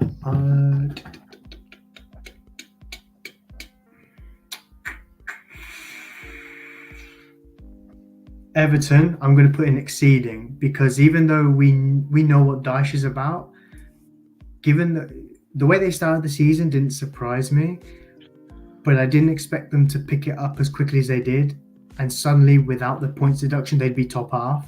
I didn't expect them to be at that level. But because I've watched all the Everton games for the last week or so, and I've been thoroughly impressed with how they've been defensively and how they've been going forward, and like in transition, and like put it this way, Dyche ball is not as boring as people probably might think it is. It may seem a lot more simple because it doesn't use these fantastic buzzwords, but it's effective, and he's using Sean Dyche is using what he's got, and it's impressive, and long may it continue. It would have been worrying if they were, even without the points deduction, it would have been worrying if they were still in like 18th, 19th, because I think maybe he's got a bit of luck this year that he's got some teams like the teams that came up maybe a bit worse off than he is, than Everton are, and they can't afford this for next season. But this season, if it continues going, they can build something, and it can be a nice trajectory for next season, because they can't rely on teams being worse than them next season. So it would be good to see that there's a foundation set, and next season they'll just go from strength to strength. I'm really pleased to see Everton doing well under Sean Dyche, and yeah, long may it continue. Well said. Reece, over to you.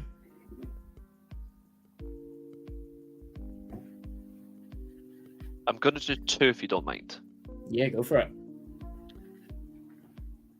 Aston Villa going to massively exceed him.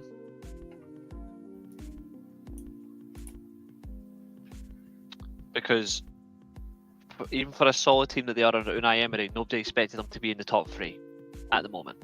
Especially with a 15 match winning run, I should say, at home. Nobody saw that coming. We all thought Villa would do really well this year, maybe win a trophy. I think they're going to win the FA Cup. But they have something there under Unai Emery. They've got a strong foundation, they're playing very good football, and they're beating any team convincingly. They're not just saving it for certain sides, they're doing it to everybody where it really matters. It's key. The next one is Man City, and I'm putting Man City in underachieving. Yeah, I mean, I would agree. The reason I've got Man City, Pep, fraud, Man City needs to be underachieving. They should be so much better for where they are. Even after winning the treble, they should be further at up least the league. meeting expectations. Yeah, position wise, they should be in and they around going for the title for me, but they're just miles off at the moment. I know Haaland has obviously got this injury now, but the main problem is their core in midfield. Ripping Gundogan out of it, we can see has really cost them, and just the ineffectiveness of using creative midfielders and like playing a Kanji in midfield, etc., not using Kovacic correctly when you're bringing him from Chelsea, an really experienced player at this level. Yeah, there's so many mistakes that have been used this season, but we don't expect from Pep, and boy, are they underachieving. It's caught him at last. It has. His over tactical tweaking has caught him at last, and this is that circumstance. Exactly. I've got one that Palace are always just going to meet expectations in the Premier League.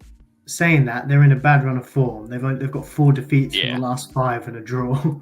Very true. But then again, when we look at it every season, it always happens around Christmas. They run out of depth, they run out of steam. When they get through an international break or that winter break, come January, February, they always seem to go on that run. Yeah. And I genuinely think, especially with the position they are, and with the squad, they're meeting. Julio, over to you. I agree. I had one in my head and now it's gone. West Ham meeting expectations. because we knew they'd kick on from last season in terms of position. They wouldn't fall off so hard. But we knew that they wouldn't be top 6, top 5, not just because of European football, but the quality above them is now significantly better. Yeah. So West Ham Yep. being in 9th, we knew they were going to be around there, around this point. Yep, I think that's very fair. Yeah, that's fair. I think I'll go.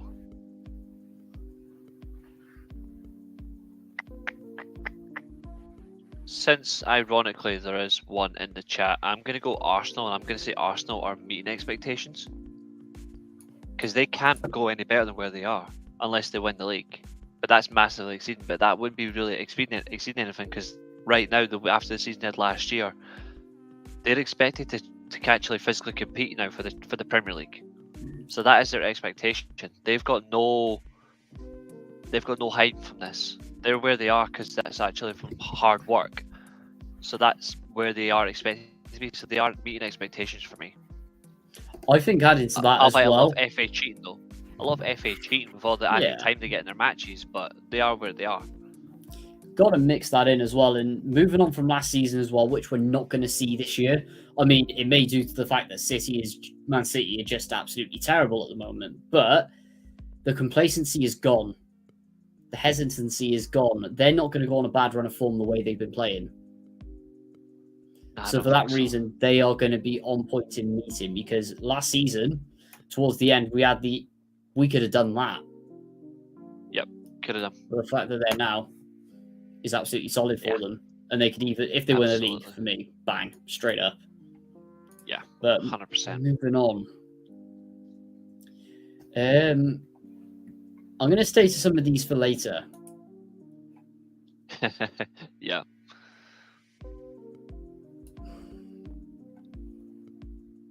I'm torn. With the way they started the season, I would put Bournemouth in meeting, just because we knew it was going to kick on. But the fact of what they've done in the last 4 games, for me, they got to be exceeding. But we kind of expected that to happen, didn't we? We did at the end of the day. But I'm sort of thinking ahead again, doing what I did with Palace, with what's going to happen, not so much what's happening now. So I'm going to have to incline to agree with you. Because we always said that Iraola was going to get this team playing. And this is the period that they're going to kick on. Yeah. Julio, over to you. I'm just trying to think. Because the thing is with a lot of these, I think with a lot of what's left, they're where we expected them to be. So, yeah, like, look at Brentford. We expected them to, they're in 11th, I think. Yeah, they're in 11th. We expected them to be maybe not, we expected them to be around mid-table even without, Ivan Toney, because obviously his goals were very important. Same with Burnley, same with Sheffield United. We expected them to be, Burnley underachieving. In fact, massively underachieving. Because look at the amount of people that had them. Myself included. Yeah, I had them higher up in the that league. mid-table area. I didn't. I'd put Forest in underachieving. I'll put Forest in underachieving. I expected them to be a bit more of a stable outfit this season. So, yeah, I'm disappointed.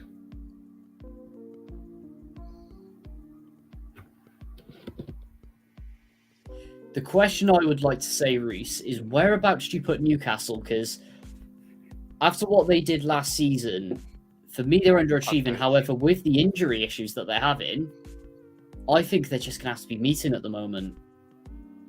I think a lot of the injuries have been in the squad, though.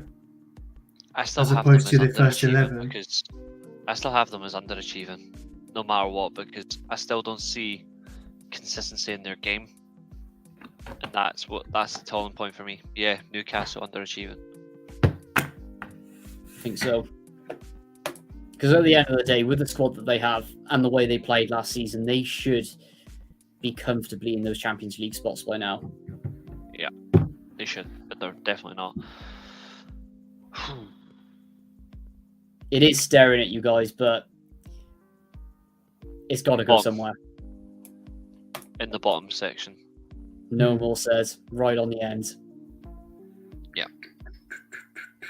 Whereas Tottenham are the very top.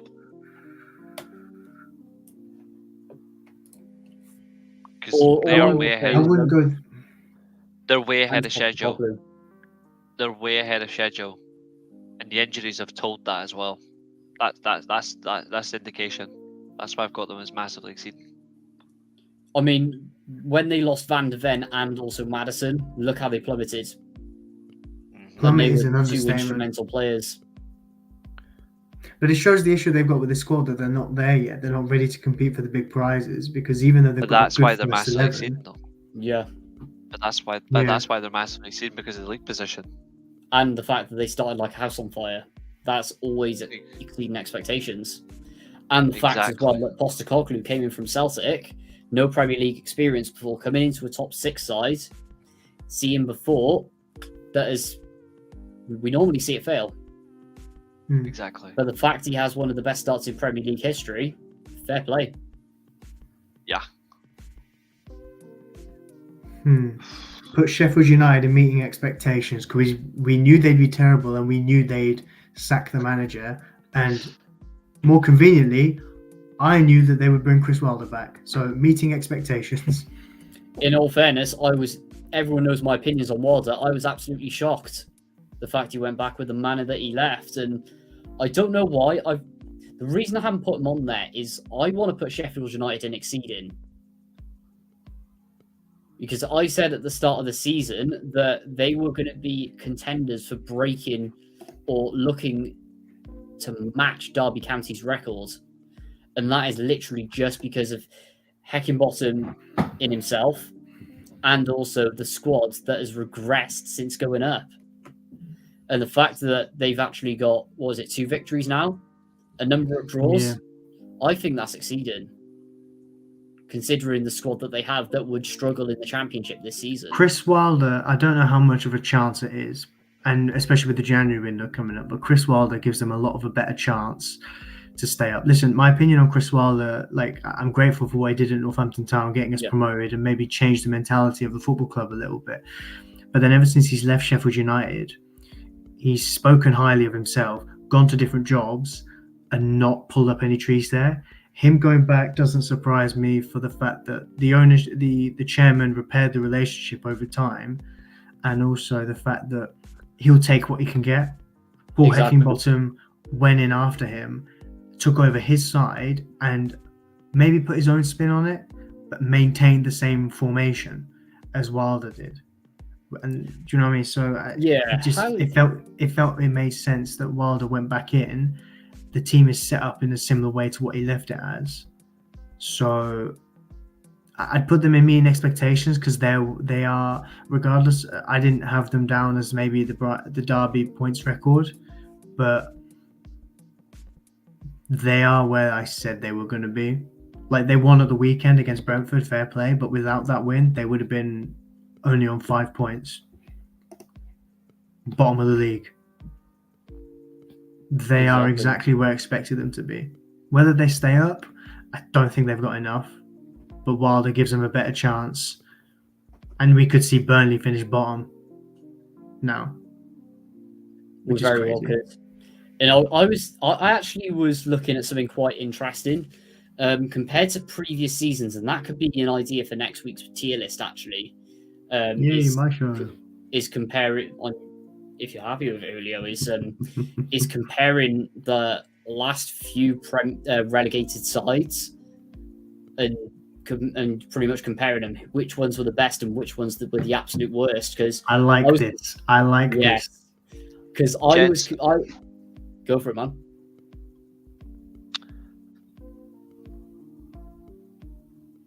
Istanbul Başakşehir are getting bought over by the City Group. Really? That's shock. That's a shock, that is. Yay! More City HT. group. HTCO or whatever that's the reference for it. And also, there's Wow. been a situation in Turkey with Refwatch as well. All things sell Is this where the account. manager punches the ref at the end of the game? I think so. Yeah, I All just seen. things Yeah, sell it. it's just come up on mine. All, Wow.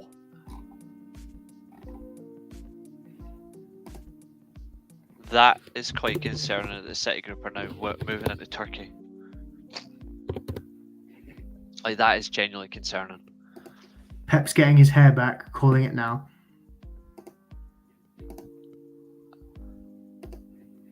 Wow.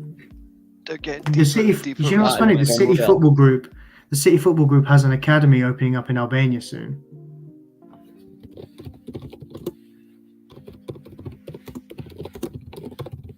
So that will be interesting. That is quite frightening. Yeah. The City Group's just taken over football. I mean, look at where Girona are in La Liga at the moment. Is it open yet? Wow. No, he announced it. It was announced a couple of months ago. It was announced where it was going to be and stuff. Mhm. So, yeah, that's going to be really interesting. I'll keep you posted on that one. I may be able to visit it myself one day. Mm. Nice inside scoop. Yay, road trip. Oh dear. Who's next But on yeah, the that's thing? Is it what we've got. Reece? Yeah, Reece YT. This one might shock you. Fulham. Underachieving.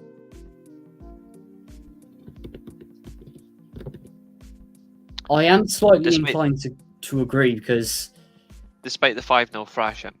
The reason I have them as massive is not massive underachieving, I just have them as underachieving, is the season they had before, theoretically they should be competing themselves into the Conference League spot.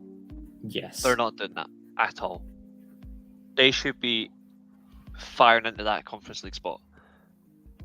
And they're not even close. I agree. So for that And reason also, alone, and for the money they've spent as well. on top of that, even I know they've lost Mitrovic to Saudi, etc., but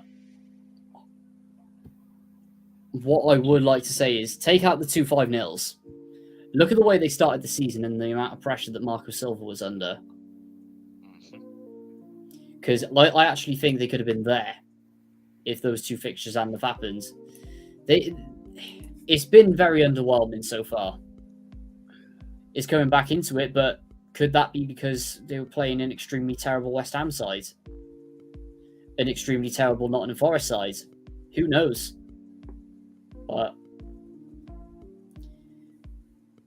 these 3 Exactly. are difficult. Moving on. Not necessarily. Because I think you could take it in a number of contexts, but I don't actually know which one to start with. Probably going to go with Brentford. On the one hand, what they did in previous seasons, they could go there. But the lack of Ivan Toney and the fact they're 11th. Honestly, To me be too fair, for we now. expected a fall off from Brentford this We did. season. It'll be interesting to see how they end the season, though, because if the links with Tony going in January come to fruition, it'll be interesting to see how much money they get from him and what they do with that money. Because I don't think they could last another 6 months without an out-and-out proper goal scorer. Because if they feed that into next season, for example, it could go wrong for them, especially if they don't adequately replace him. But me personally, I'd say Brentford are meeting expectations. I don't know. I think so. So who wants Brighton and who wants Liverpool? I'll take Liverpool. We expected Liverpool to challenge to an extent this season. I didn't expect them to be top, but I expected them to be in the top 4. I don't think that will stay the same. They still don't have enough to win the league. between them and Arsenal, it's who's going to finish second. So who's going to finish the best of the rest? I think City will come to fruition and win the league because we always see them do that. Liverpool play every game as a basketball game, it seems. They can't keep doing that. They don't have that They're still proper. not good enough. They're still not good They're enough. still not good Long enough. may it They're continue. not going to win the league. Neither are Arsenal. I don't think they've got it. Either side has got it in them to. Their challenge will be the equivalent we've seen in previous seasons, where they'll end up 5-6 points behind, maintain that difference till about March, April, but eventually that they won't catch them. Yeah. So I think Liverpool are put in meeting expectations. Them being top spot right now is like Tottenham the top spot a month or so ago. Do you know what I mean? Like it doesn't. Them being top spot right now doesn't mean anything for me. I don't see it that they're top of the league. Like in other seasons in December, you look at who's top of the league. I don't see it as that because we all know full well City are going to come back. Liverpool will fall away, as will Arsenal. They're not. Neither side is good enough to win the league. I agree. Over to you then, Reece, I guess.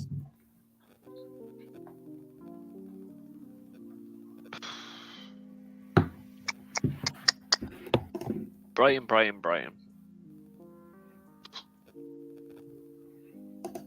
Well,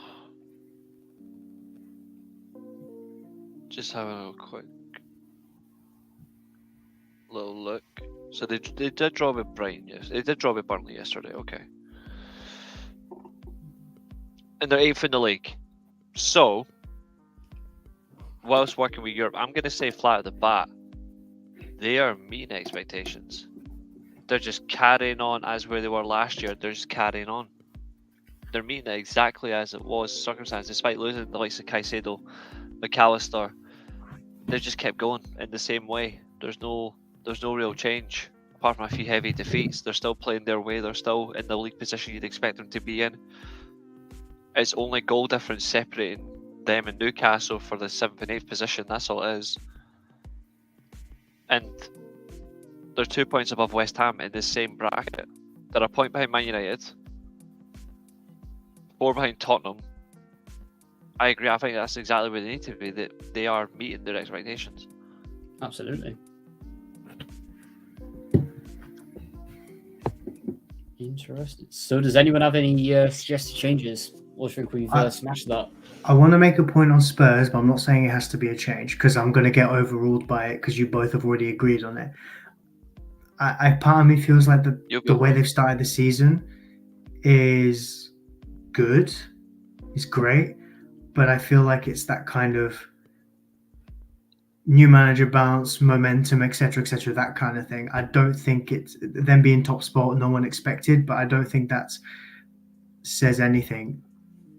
Personally, the massively exceeding based on form. I still don't think you get new manager bounce though.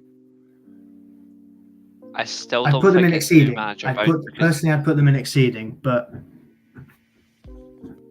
I think they massively. I think they got to go massively because if it wasn't Postecoglou that came in, would they be in the same situation they are now? I don't think they would be. They would have fallen a little bit higher. Another thing as well, significant as well, is the fact that Postecoglou has responded by putting Son in a central position after losing Kane in the right way as well, where he's come in, he's reacted to the best idea.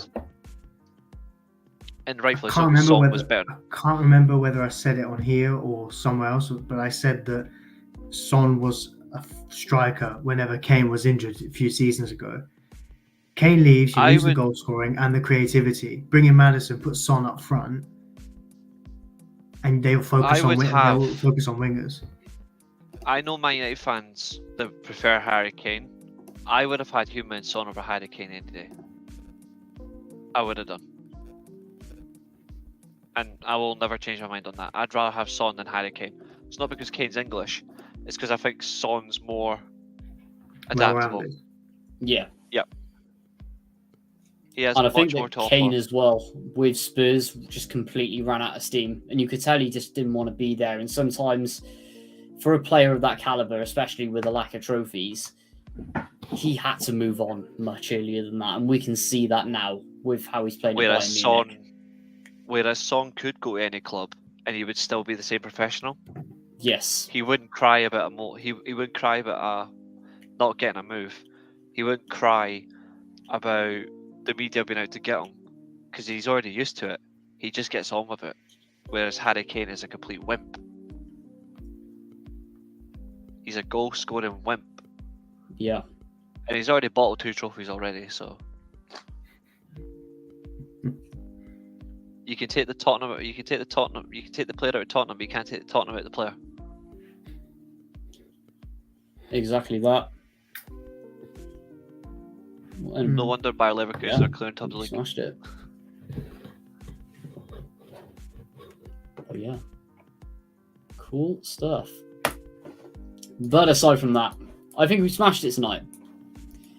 Covered everything. And yeah, another successful pod. But aside from that, thanks for everyone who's go on, Reece. We're all in agreement that Unai Emery is the Premier League Premier League Manager of the Year already. Has to be. For me, it was decided middle of November, just with the home form, and also they are miles ahead in the Conference League. They're winning it. They're doing exactly the same what West Ham did, but better. Is that or the FA Cup? I see them winning either or. Because they're not afraid of anybody. Is there a link with the fact that ever since Mings has been out of the side, they've gone from strength to strength by playing Pau Torres and Diego Carlos together? But the thing is, though, the weird thing is, even by losing Tyrone Mings was still fantastic for Aston Villa anyway, because it actually worked. Like, Tyrone Mings was actually playing very good football under Unai Emery, and I cannot stand Tyrone Mings. Exactly. Plus, he changed him as a player, Emery, as well. And but Carlos and Torres has been fantastic for them. Yeah. Not to mention the fact the likes of Diaby and Watkins have gelled so well together as well as a strike partnership. It's crazy. God, Leon Bailey, the depth is ridiculous. Tielemans has come to his own. John McGinn getting a great goal at the weekend. Ramsey's still in the round. He's quality. Ramsey, it's ridiculous. At the end of the day, I mean, Martinez is still cooking and goal. He is. You're talking title contenders.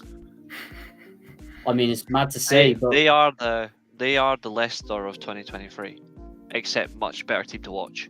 Nothing that's not against that Leicester team. Like, they're bad, but it was 3 weapons plus a good goalkeeper and a good defense. This has so many weapons. This Villa team, plus a good goalkeeper. Plus, to add as well to that, this can be maintained.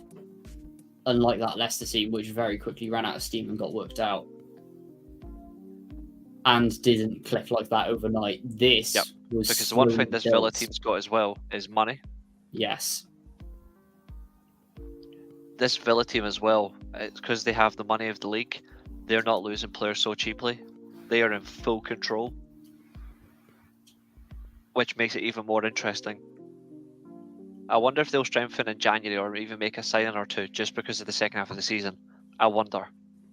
And I think if they will, they'll go and do something. I think they should. I think they should theoretically look at maybe another striker. I think they should look at another striker and potentially look at, I'd say, maybe another defender. I don't think they need the midfield. I think their midfield is stacked. I would say maybe defence and maybe another striker, because Watkins will need. You can't just keep relying so much on Ollie Watkins. He will hit a bit of form where he's completely goosed. If they can get another striker, they'll be completely fine. As well. Yeah. Because I know Ollie Watkins ain't injury prone, but at the same time, a load of goals get dried up, and Villa haven't been, since they come back up to the Premier League, they haven't been that lucky with their striker signings, but they have to just get some sort of cover in there. You remember Wesley, guys? And Wana Samata. They were both hyped up so much. And look at where they ended up. I mean, we were after Samata as well, Cardiff City, when we were in the Prem. I am so glad we didn't sign him. Jesus Christ. So overrated player. But aside from that, we smashed it again, guys. Thank you so much for everyone who's tuned in tonight. This legend is hosting next week. Oh, I'm sure we can't wait. After the Liverpool and Bayern week, oh my Yes. God. I'm going to sit here once again and want my popcorn, just like I did at the start tonight. And boy, am I going to enjoy it. Julio, shout out your socials, man. Just go find Reece on Twitter. You'll find me somewhere in his comments or tagging him, and go from there. Fantastic. Sounds Reece, right. smashed it again tonight. What's coming up on the weekly Steel Share, and shout out your bits? Yeah, well, they can stay where they are. Oh my God. So you can find me on the weekly steel chair. A couple of streams this week. I've got a quiz stream next week. Week after that. One of the two. I've got a wrestling quiz stream coming up, so that's going to be chaotic. So I need to finish writing that. So if you want to get involved in the channel, you're more than welcome to actually be on it. You're more than welcome to be on it. Few streams, then I'm just going to do like an end of the year show as well coming up soon as well. So that's going to be towards the end of this, and we just carry on. We've got a few gaming streams as well this week on the channel, and then a few reviews. But other than that, I'm just moving forward and back here next Monday, hopefully with a better week. But why get my hopes up, eh? Absolutely. But aside from that, Cardiff City. If we don't beat Wayne Rooney, oh dear indeed. But all I'll say is I'll leave it at that. Like, comment, subscribe, do what you can to support it, and we'll see you all next time. Enjoy it. Live on YouTube. And listen back on Spotify. This is the World of Football podcast.